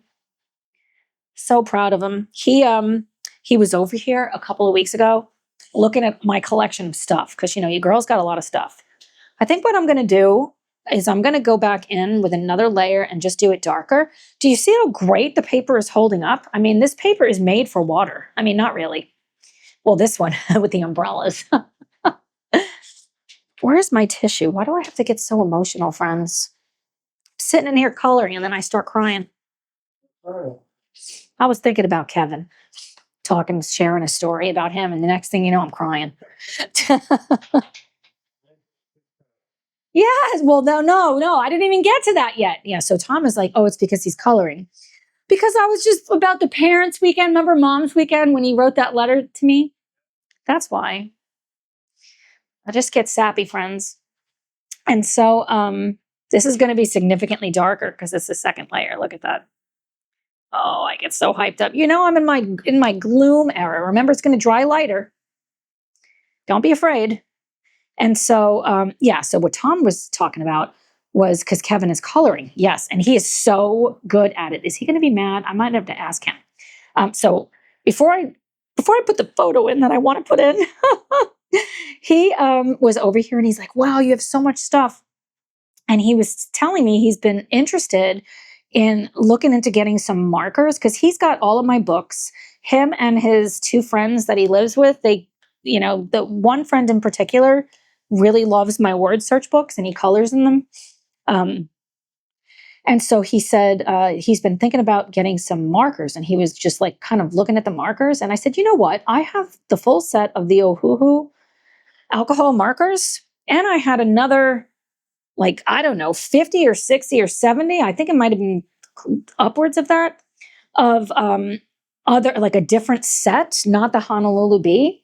So I gave it to him. I said, do you want all these markers? He's like, seriously? And they have arts and crafts time. So he's coloring with those daggone markers and he's sending me like the stuff that he's doing. And if I can remember, I'm going to put it up on the screen. How flipping awesome is he? I think he's awesome. So yeah, it made me like ridiculously happy that he's doing that. And he said what did he say? He said there's something so therapeutic about coloring. And oh yeah, hello. Well, he said in particular with the markers, the way that they lay down, the fact that they just glide on the paper. I need to use markers more. He asked me how come I'm not using markers more, and I guess because of all these double-sided books. I like a brush best. If you know me, then you know.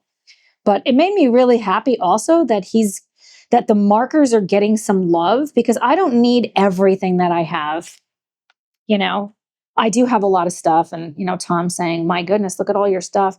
I love looking at my art supplies. I love books, but I also love the idea of like helping another creative soul to like tap into like coloring. And if I can help with that with my son, it just makes me so happy. Wow, this suddenly turned into like a stormy day, and I'm here for it. Now I'm thinking I might put some clouds in here.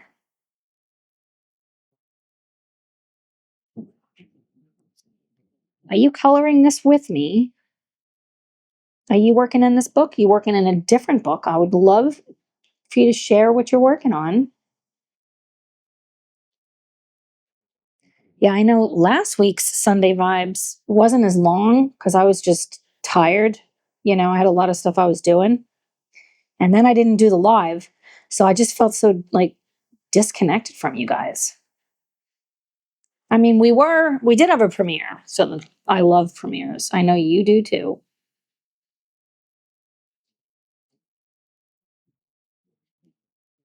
This is working fabulous.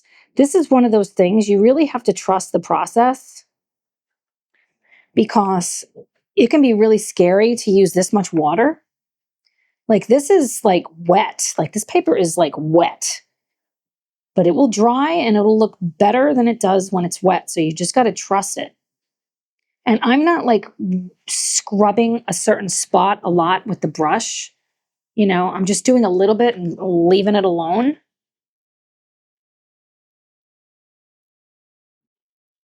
I love all these flipping bees.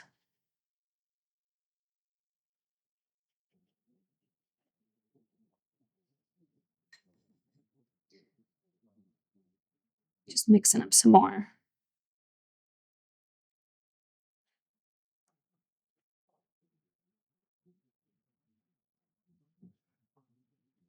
That is a lot. I'm thinking I'm going to use Prismacolors over the everything else, like in the foreground. I'm kind of thinking that might be the way I go. Okay, let's get a whole bunch of this color.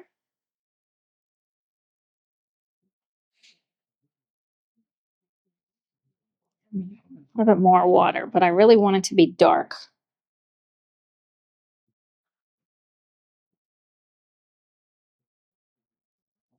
It's going to dry significantly lighter.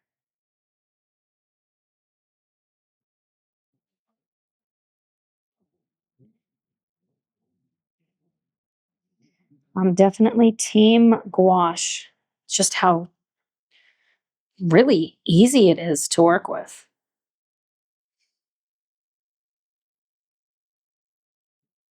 Are you putting that wall up?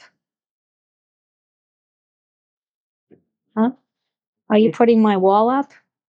I didn't hear you. Are you putting my wall up?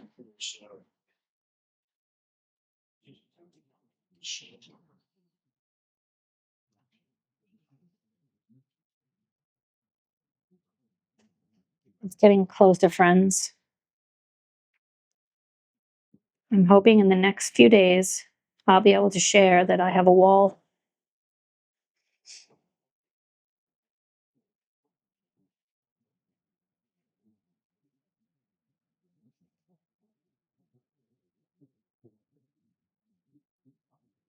It's so fun to like color around the stuff. I think I like doing backgrounds second.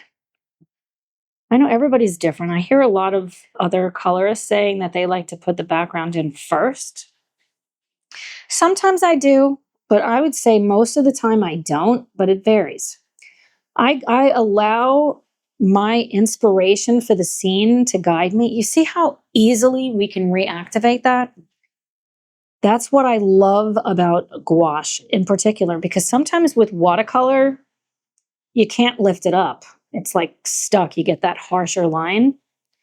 I find with gouache, it's just so forgiving. And I love that it's opaque or transparent. Like you can, depends on how much water you use. It depends on how much white you use, how thick the gouache is that you're putting on, how many layers you do.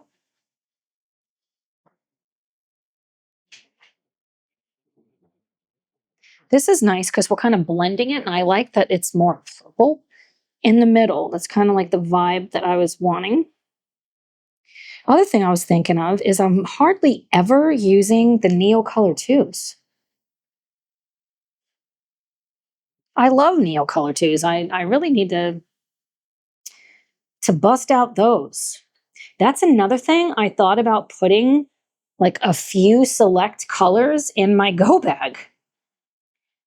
I feel like that would be really great to use outside.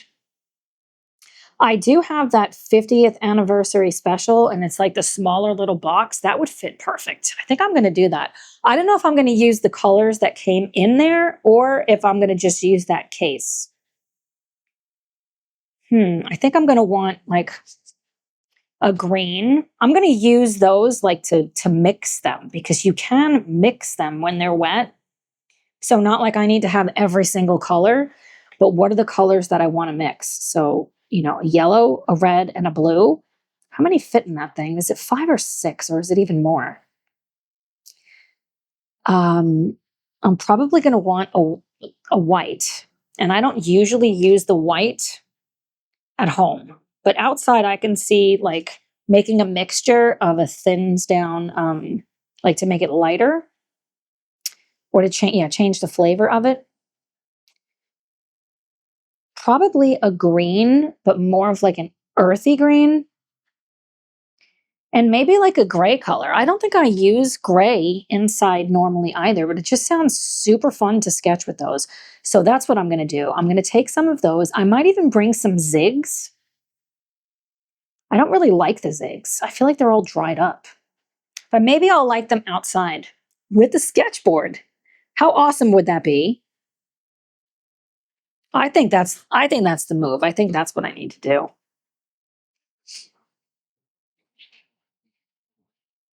Grab some of this.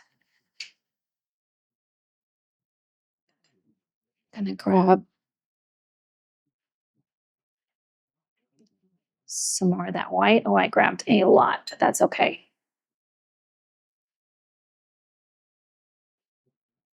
Get it all nice and mixed up. This palette is just stunning. It just makes my heart happy to look at it. Thank you, whoever got it to me, whoever gave it to me.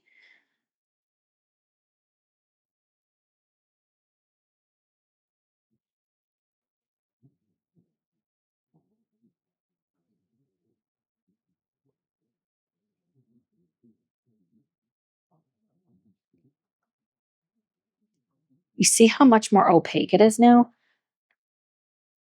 I did put a lot of that white watercolor in, but remember, this pink color is already pretty opaque. Look at how the little pebbles are just like shining now. I love that.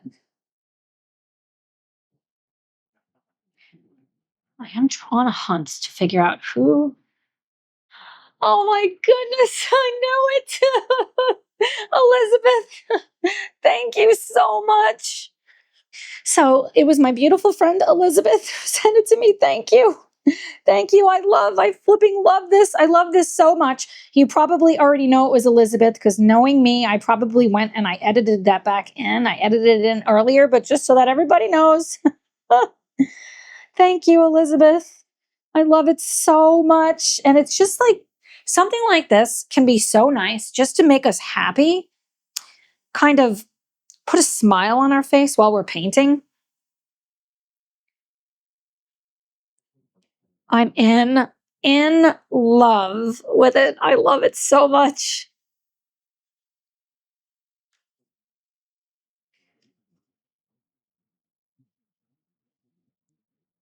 This is looking fabulous.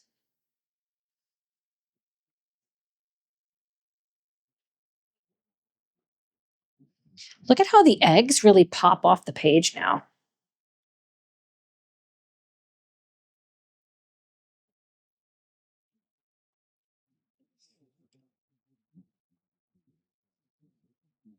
What's the other side doing? Perfect.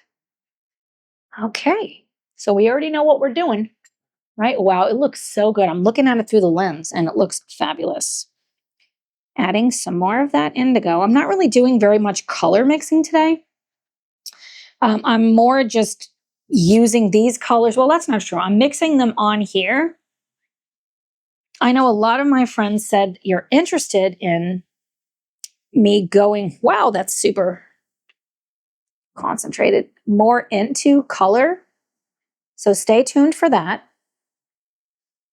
I have so many videos planned.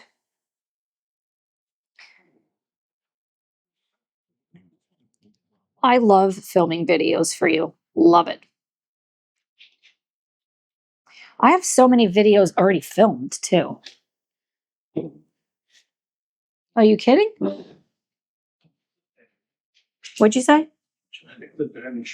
Oh, thanks, babe.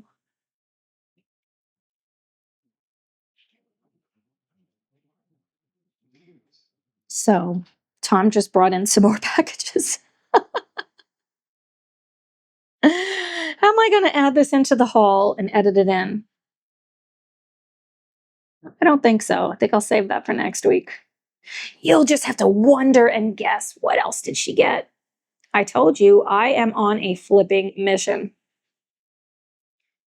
I am all about what is going to make us smile. And not apologizing for it, whatever it is. If you don't feel like coloring a certain day, or you're like, you start feeling bad about that, what do you want to do? Are there other things that you like to do, creative things? Because there's so many things I love that I love doing. And I also love fitness. So like running and riding my bike, and I want to have a go bag with my running clothes. When I used to work for hospice, I always had my running shoes in the trunk, my tick spray, and my running clothes, and my big towel. Tom and I have these towels that you can be like a Houdini outside and change your clothes just with that towel wrapped around you. It's like ingenious. And so I always had that, everything ready to go. So I can, in a moment's notice, like I finish up at somebody's house early or on the way home, I can go run. Always had my headphones. Obviously, I have my watch on because that's how I listen to my. I don't usually listen to music when I run. I'm listening to podcasts, either podcasts or like my. When I went to the Institute of Functional Medicine, because I'm certified functional medicine practitioner through them, and I'm a member of their society also. So I have lifetime access to all of the modules, and things change. Like in health, things change. So as new evidence comes out for different things, so I'm always listening and re-listening. I must have listened to all of those lectures, and I've been certified for years, but I must have listened to those lectures hundreds of times to where I know exactly like what the instructors are going to say, because I've listened to it so many times. That's what I listen to when I run. I don't recommend listening to that if you're in a race. So I did a race last year and I had a lecture on it. You're going to run faster if you listen to some hyped up music than a lecture. It's perfect when you're on like a long run and you're just kind of enjoying the run and you're in the park and it's just beautiful, whatever. But if you're trying to pass somebody, you're going to be better if you're listening to like, I don't know, Ice Cube or Eminem, like something to hype you up. So, yeah. Tom said, you're seriously going to listen to that? And it was like, hello, everyone. Good morning. Today we're going to do. And I'm like, oh my goodness, there's no way I'm going to run fast. I still ran fast. I got second in my age, but I was mad because I like to win. I'm super competitive. But that was a run at the winery, one of the wineries that we belong at. And it was so hot that day. It was like in the 90s. And and it was running through the orchard, the grapes running all through there. And so it was just back and forth, back and forth. And it was more like a cross country run. And I'm not into that. I like trail runs better when you're in the woods and you're not seeing everybody the whole time, because it's like you're on a course and you just go run, versus like running in circles. Like cross country running is usually on grass. At least that's what I've seen. I could be wrong. But the ones I've done, you're like running on grass and you can see where everybody else is. So it's like you run like this. And it's so boring. Like it's super boring. At least, I don't know, I was bored. I was super bored. Yeah, so I didn't do that race this year. Oh, wait a minute. It's not till August. Never mind. I did it last year. I've done a lot of races, I guess, at wineries. Um, a lot of them are not competitive, meaning like everybody just gets a prize. This one, like it was competitive. I like to compete. If I'm in a race, like I don't necessarily want to do a run, like a fun run with everybody. I'm just too competitive for that. Like I'll run in the woods by myself or I'll run with a friend. But if it's a race, I want a medal at the end that I can try to beat people. Yeah, I'm one of those. I am one of those. Man, I love water mediums. It just makes life so fast, doesn't it? It makes things come together. It makes life fast. I don't know if that's what I meant to say. And I have my drink right there and I never opened it. Now it's not going to be cold. I'm going to stick that in the freezer. Oh, just standing up and getting away from it and coming back. It looks so good. I'm really glad I'm putting a background in.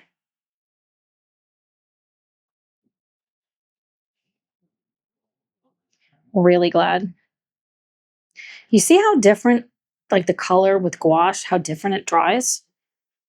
Like you can really tell as I'm moving from one page to the other, it looks like I'm doing a totally different color, but then it's drying like very similar. I mean, not right there, but otherwise it's very close. But when you first put it on, you might be like, oh no, holy shit, I grabbed the wrong color. It's the wrong color. But it isn't. Just keep going.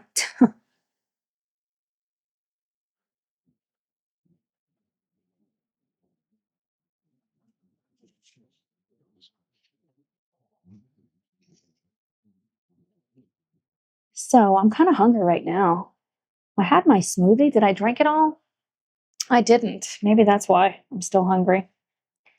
I will say it's very challenging when your job is driving around, like a lot of the day you're in the car because when are you eating and when are you going to the bathroom? And some of the places that I was at, you weren't allowed to use the bathroom because it was like they had like a key to it unless you like bought something from there. Like if we stopped at McDonald's, you can't just go to the bathroom. It was like a rough area where we were at in like Indianapolis. I don't know where I live. It's not like that. So it was an interesting experience.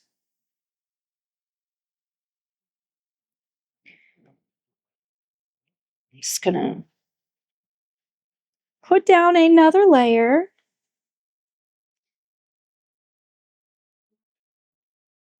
You see how opaque it is? I didn't add any white to this one. There already was probably white in the well. So you can see this is at least 3, right? Is this layer 3? I think so.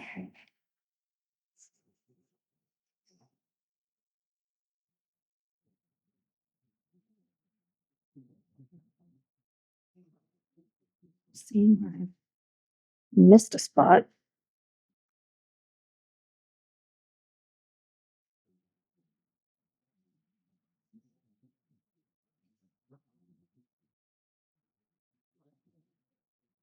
I love double page spreads. I'm more likely to color something or want to if it's a double page spread. I do like doing them at the same time. So have you been working on our channel buddy color? That was the camping page from the Land of Small Adventures by Rita Berman. I have not started it, but I am going to get that done by the end of the month because it means a lot to me that we're doing it together. I need yours. Why don't we say by the last day of the month? I did not do a completed pages video for March because frankly, I just didn't have the time to film it. So what I'm going to do is completed pages for March and April together. That's what I think I'm going to do.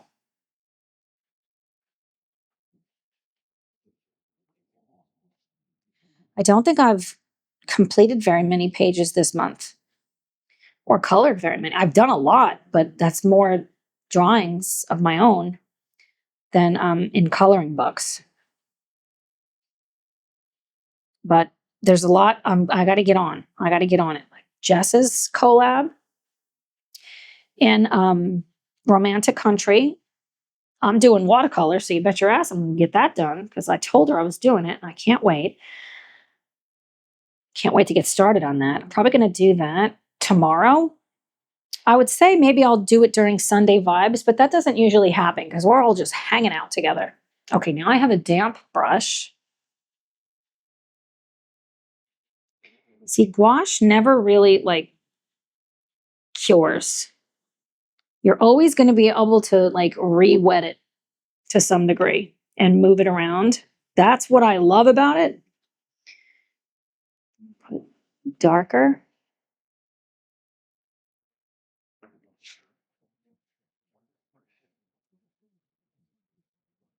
So that you can really get like the blend that you want. Like, look at how pretty this corner is.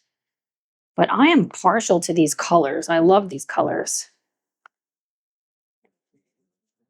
My brush is not wet, it's just damp.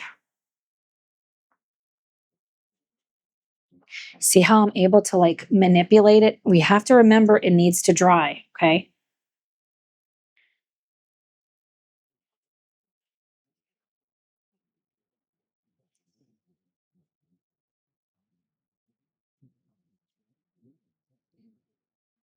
I'm just mixing up a little bit more.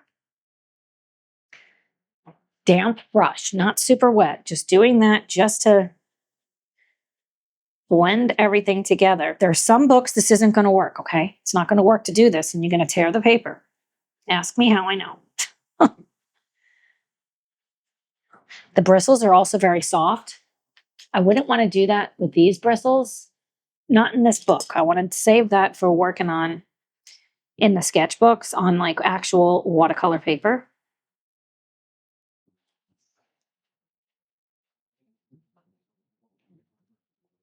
It's just beautiful.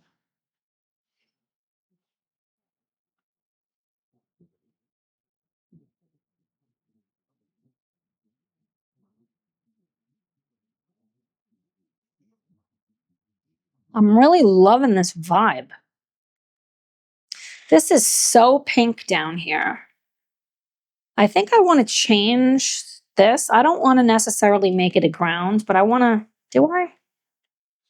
I want to do something different. I'm not sure what. I'm not sure what, but I want to do something different.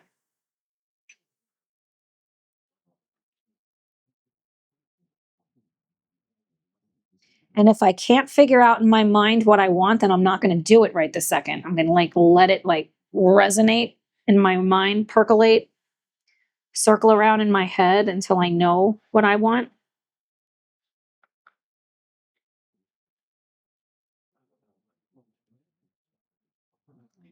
Fabulous.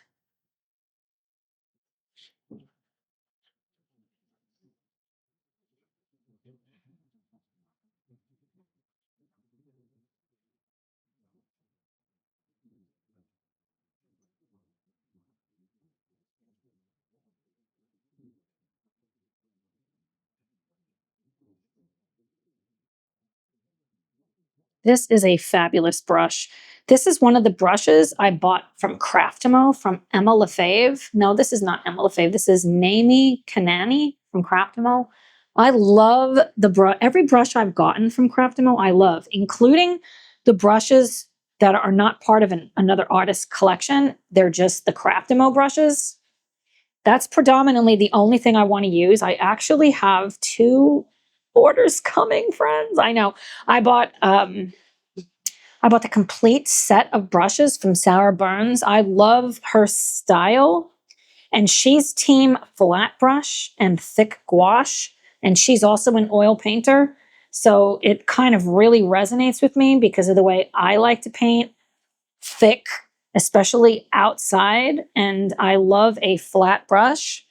And so I got that coming. I have Emma Lefebvre's, the complete set.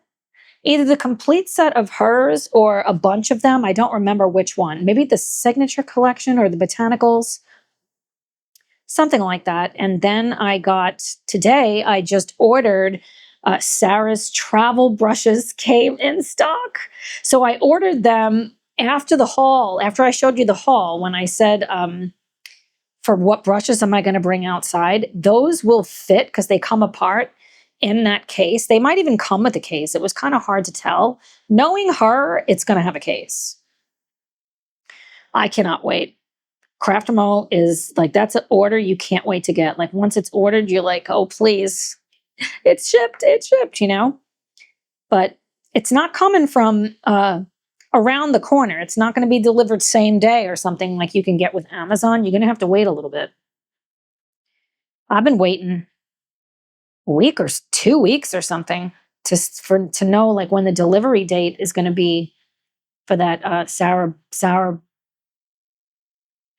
Burns collection. Barnes? How come I can't remember things, friends? Wow, this is just fabulous. I think what I'm going to end up doing is I'm going to make some like cloud-like shapes. Not that necessarily I'm trying to make it look like a cloud, but more to like, excuse me, to break it up in the background. See the difference between the two sides, how like rich this is and how softer this is than here? You just got to go with it. I think I'm going to darken this. Let's do that first by just adding some of this and see what happens.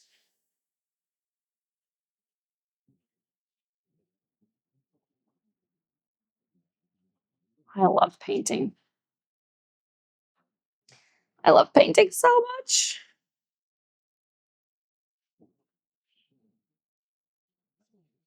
I think if I do a lot of painting in all of these books, I'll get them done. Like I have so many pages I want to finish.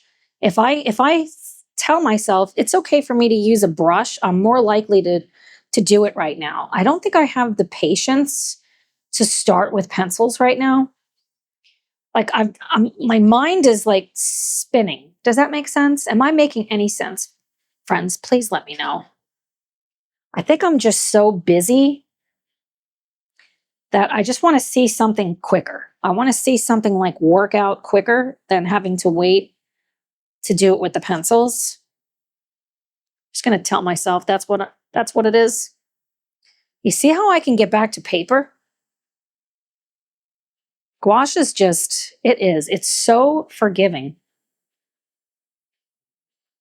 You just have to like trust the process.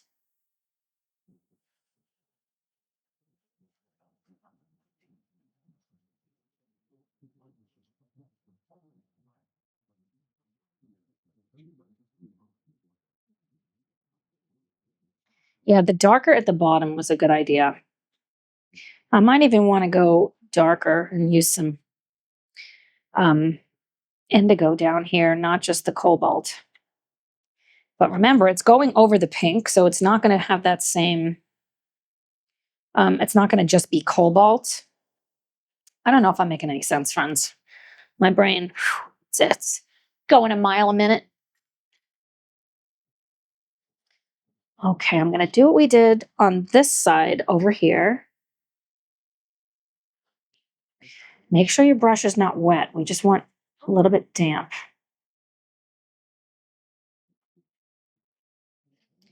I'm going to go in with a little bit of the color on the brush.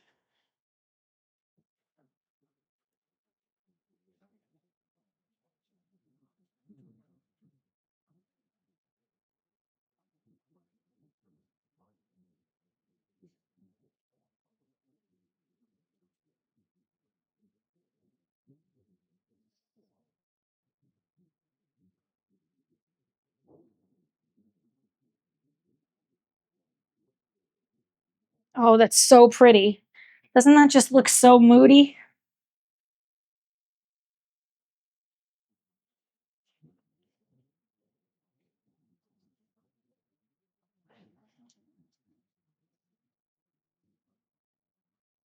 Another bit of advice that I have is always use a little bit bigger brush than you think you need.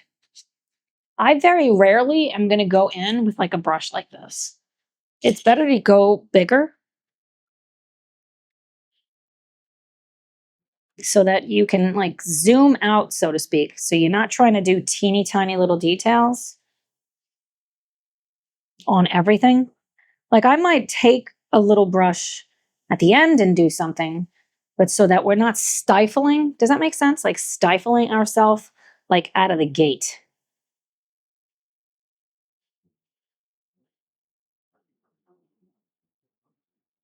You know, another thing I think I want to get is one of those heat guns. You know what I'm talking about? So I don't have to use a blow dryer. That's what I'm thinking. Go in with this. Grab a little bit of that indigo up here too. Do you see how much water I'm using? This is still wet. I can't get them to match by doing it like that. You have to trust it, friends. You have to trust it. Okay. I think I'm going to dry the page and see where I'm at. I'll be right back. Wow, it looks so good. I didn't even dry it because I ended up doing a couple of things. It's still a little bit damp, but man, it looks good. Doesn't this look good too? I just had to show these gigantic berries. I don't, I don't think I can wait until I get to Naples. I'm starving. I'm going to put a little more storminess up there.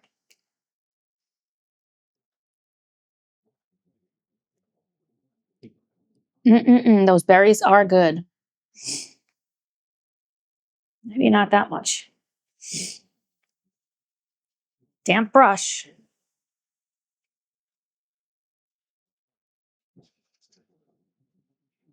If anything, that's what I find with wash a lot of times. Like you have to go back in and just make it either darker. Usually it's darker.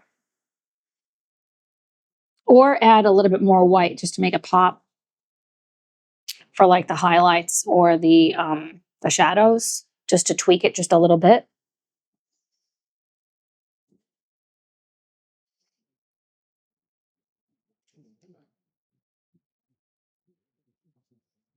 Just kind of adding a little bit of that indigo.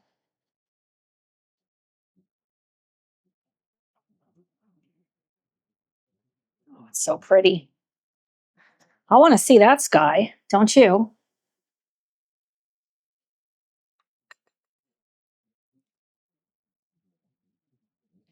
Damp brush, not wet.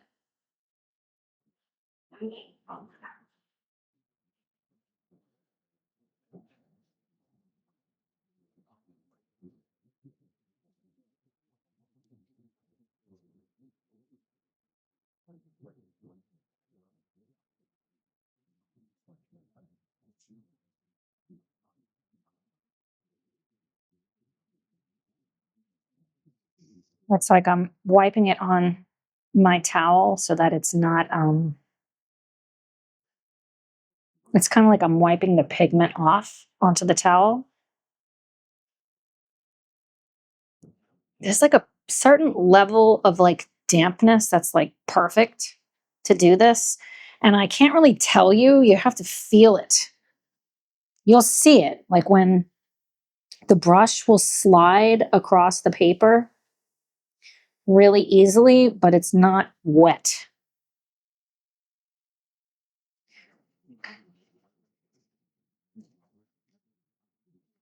See how that's a little bit too dry? Because see how the bristles?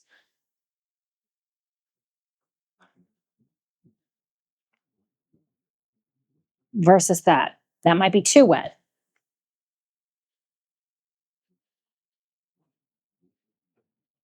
And if you do like little circles and stuff like that, it can help to soften everything. I think that might be good because then what I can do, really let this dry well And then, oh, see, I dropped some water right there. And when you do that, it's going to pick the color up.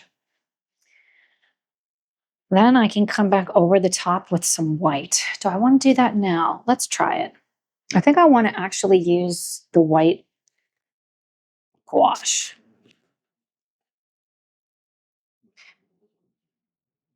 So, and it doesn't have to be pure white. So I'm going to use the water that was with the blue.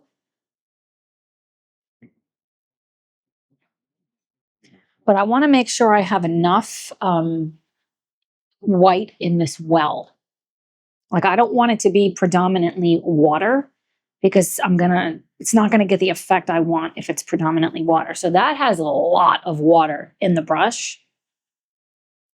I don't want that much water, but I want the pigment. So did you see what I did? That I kind of blotted it a little bit. I'm gonna do something fun here. I'm gonna have two brushes in my hand. So I'm just gonna have another round brush that's dry. I didn't wet it, it's just completely dry.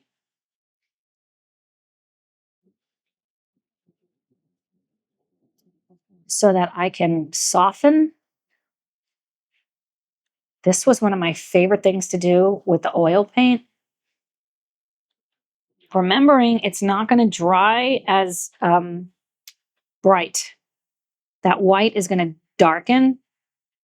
So you always want it to be a little bit brighter than you think you wanted it. Does that make sense? And I'm not really trying to make clouds so much as make it a little bit more interesting back here.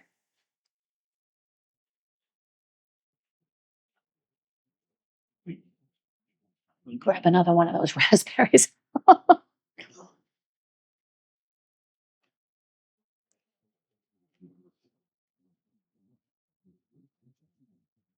What's going to happen is your brush is going to start to get damp and it's not going to have the same effect. So then you're going to have to play with, just like we're doing with the other brush a second ago. See? Adding just a little bit of water and then drying it off so it's damp.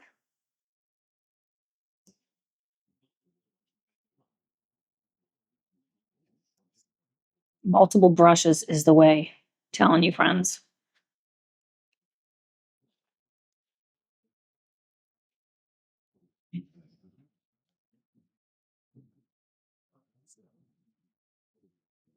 You also don't have to do what I'm doing here. You can let it dry and then come back over the top. I just kind of like softening the edges.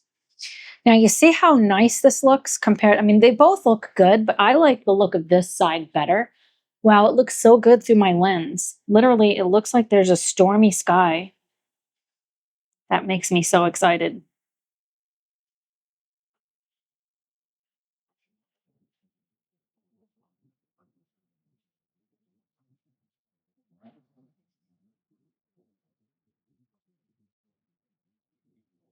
I still remember the moment it clicked for me with this. It was that, was it Dragonfly? Might have been the Dragonfly page in the other book, the other Hidden Seasons. When I saw just how far I could push the gouache, it made me so excited. Because it kind of made me feel like I was painting with oil again. It just mesmerized me.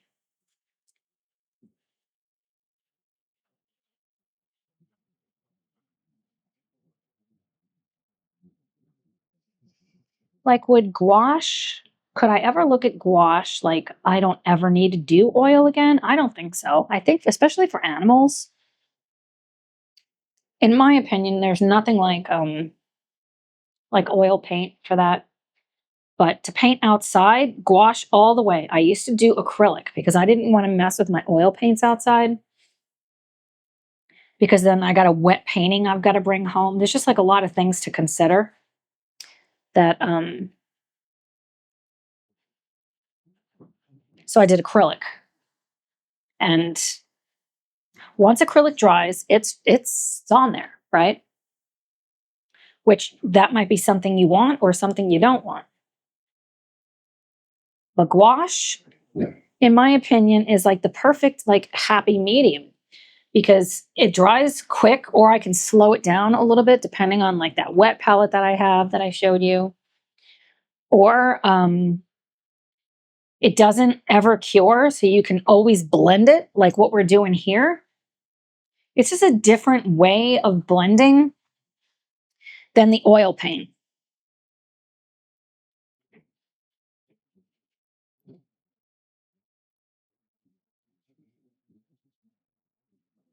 Oh, I love that. Okay, I think I want to add, it's going to need more white. I'm going to go on this one down here heavier a little bit.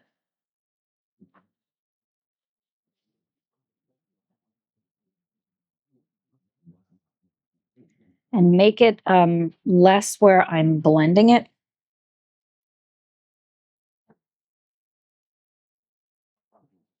And I'm always thinking like diagonals or like irregular shapes for interest.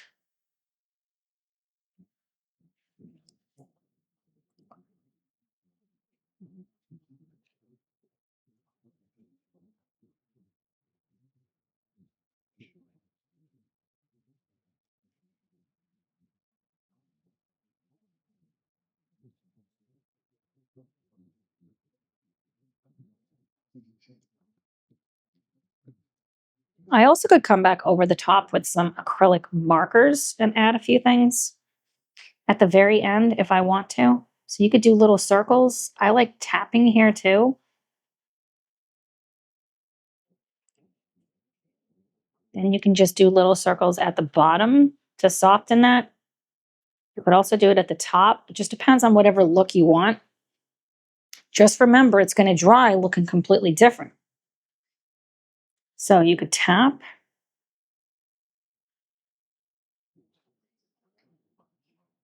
You can get it thicker.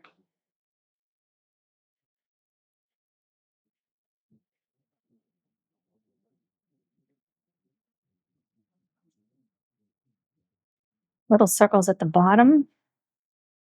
You can also tap at the top. Like I kind of like do a combination of tapping and circles, just depending on like whatever look I want. When in doubt, tap, tap, tap. You see how less opaque everything is when it dried. So let's put,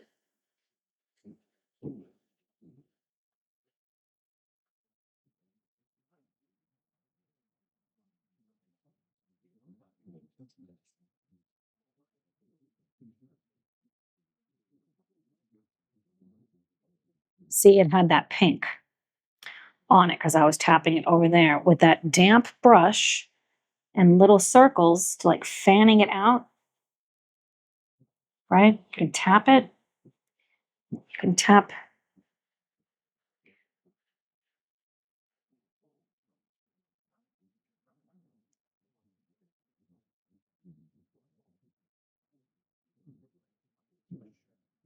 You're gonna have to let it dry. It's not gonna look the same when it's dry.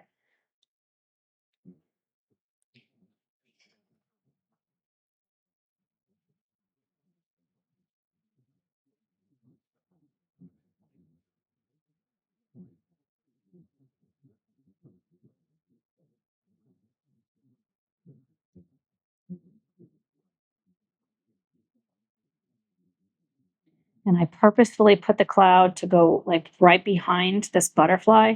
So not everything is just in between objects. It's going to help to create more depth.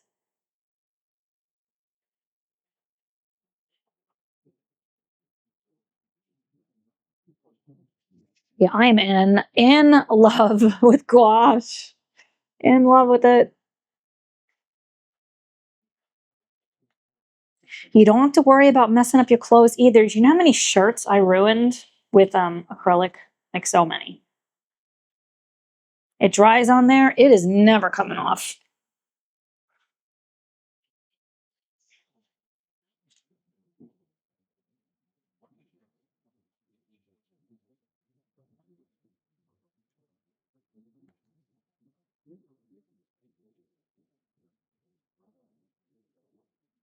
And that's why I don't care as much about it drying. Now, a lot of times you do have to let it dry between layers if you depending on what you're doing and what effect you're looking for.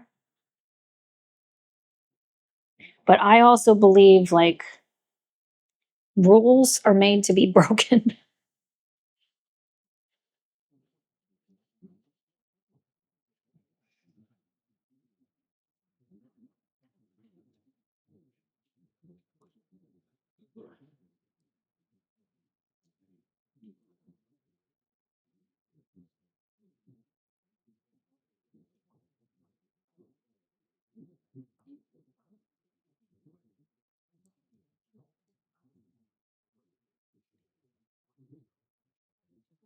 So relaxing.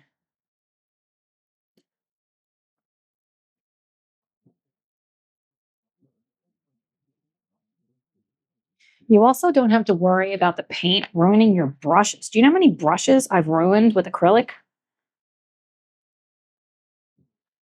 You can't let it dry on there because it's never coming off. And as an oil painter, I'm doing it at multiple sittings. And when I'm versus acrylic, it was like usually one and done. Like paint outside and then you're done. With the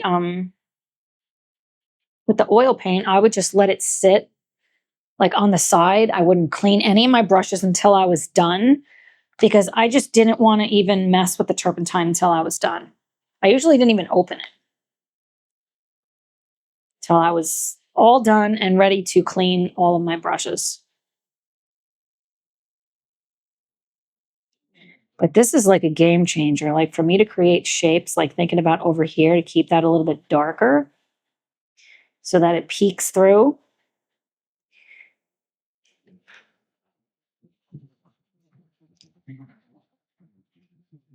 You can just get such cool effects. So I want to soften this bottom side just a little bit right there. Kind of drag it out.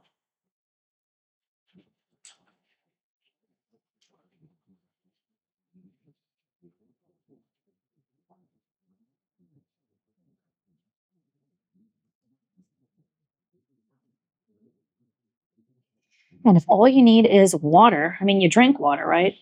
Like just carry some extra for you to paint with.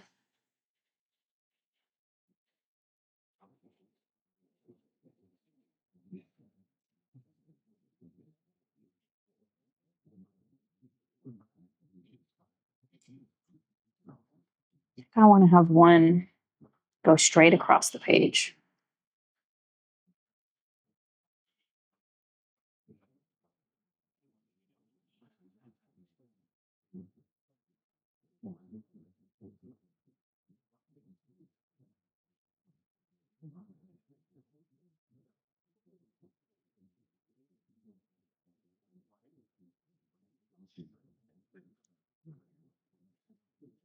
You can use it to your advantage that the color when you put it down will mix with what's underneath it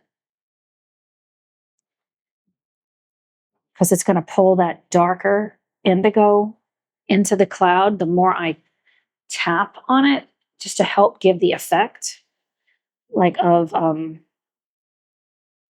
like a soft cloud. Like all of this stuff is just different techniques. And the way you get really good at something is by first and foremost experiment and like mess up. Like don't try to be too perfect. Like have it make a mess until you figure out like what style you like. And are you team style? What I mean by that is I would rather do something the way that I feel like I want to do it than try to copy what someone else is doing. That being said, it could be helpful to copy what somebody else is doing to learn how to do something and then tweaking it for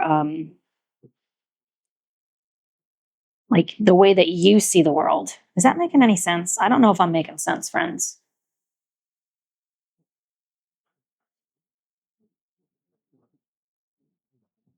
This is probably going to be a very long video. I hope you're still here.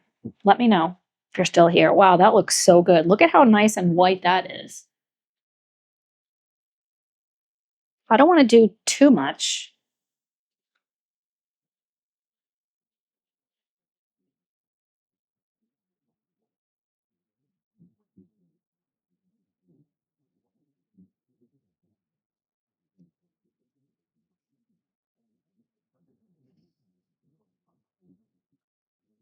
I think another thing I really love about the gouache is you don't really ever have to waste your paint. If it dries, I purposefully have it dry.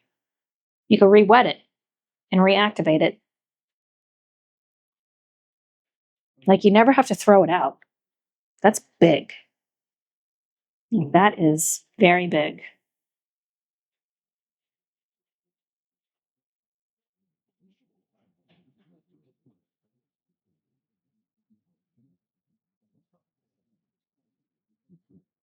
I mean, there's also an element of gouache that can be a little nerve-wracking or scary because since it never really cures, if you keep overworking something, you can mess it up. And I'm not saying that to be scared.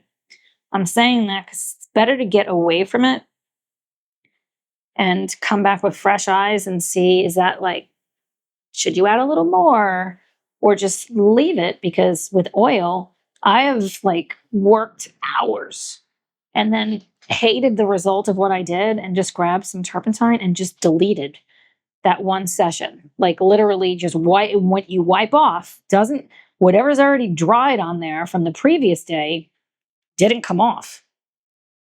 That's really fun. To do something like that is really fun because then it's totally freeing because you can't mess up if you can delete. It's like pressing an undo button. But with gouache, if I go over a different area, I will change it. I will lift that color up and I'll change it. So it's different. It requires like a different way of looking at it. So I'm looking at it like, I'm really loving this vibe of like clouds. I'm just kind of going with it. But I want to make sure I'm not doing too much. I want to get the effect of what I want minimally. Because there's absolutely a way to overwork stuff. I have a habit of doing that. Because I always want to add just a little bit more. Like right here.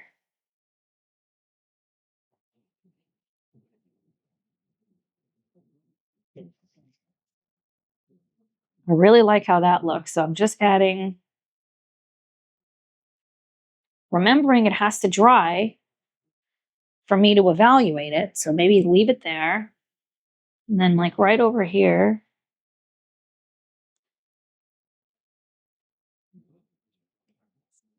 just a little something, something.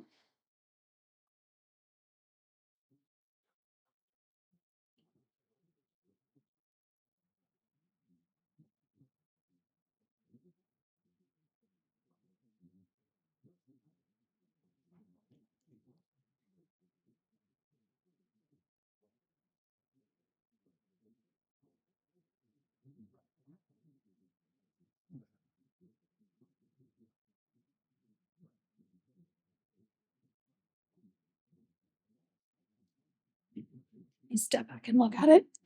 So there's a part of me that wants to mess with that, but I don't want to do it just yet. Actually, I lied. I am going to do it. So right now I could totally be eating my words, right?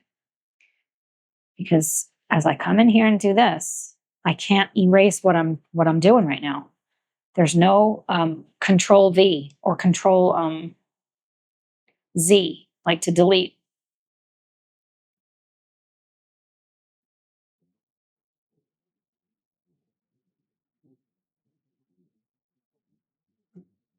That's better. I'm just kind of dragging it out to soften it. But I don't want to remove all of that white. That's the part that I'm talking about with I can put it back on if I do that. Like, that looks so good. That looks good. This looks phenomenal. This is just in here. I'm squinting at it. I'll do half shut eyes. Look at,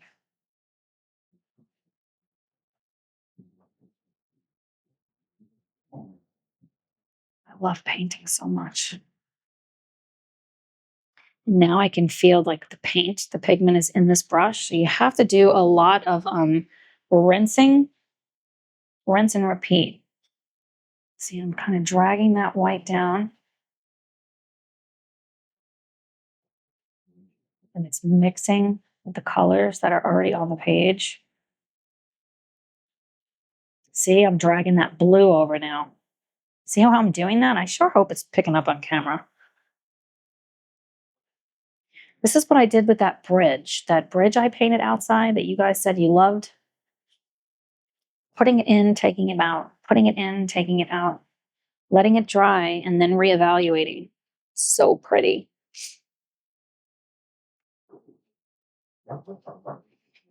Yeah, I am going to be done soon. We got to go. It's getting late here, and I got to edit this like a 3-hour-long video that I'm shooting right now. So I'm not going to finish this painting today, and I'm good with that. I don't need to finish stuff like as fast as possible.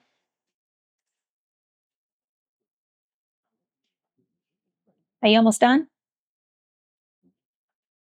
He's got headphones in. He can't hear me. That looks phenomenal. That looks beautiful. All right. We are going to call that a day, my beautiful friends. And then next week, we'll come in and work on it some more. I mean, this is a double pager, right? We don't have to knock this one out in one day, but look at how great her books take water mediums. Flippin' love it. If you made it to this point in the video, will you put a sky or clouds or rain emoji so I know you are still here? Flipping love you guys so much. Thank you again, Elizabeth, for sending me this stinking cute palette. I love it so much. I love you so much, all of my beautiful friends, and I'll see you in the next one. Bye, friends.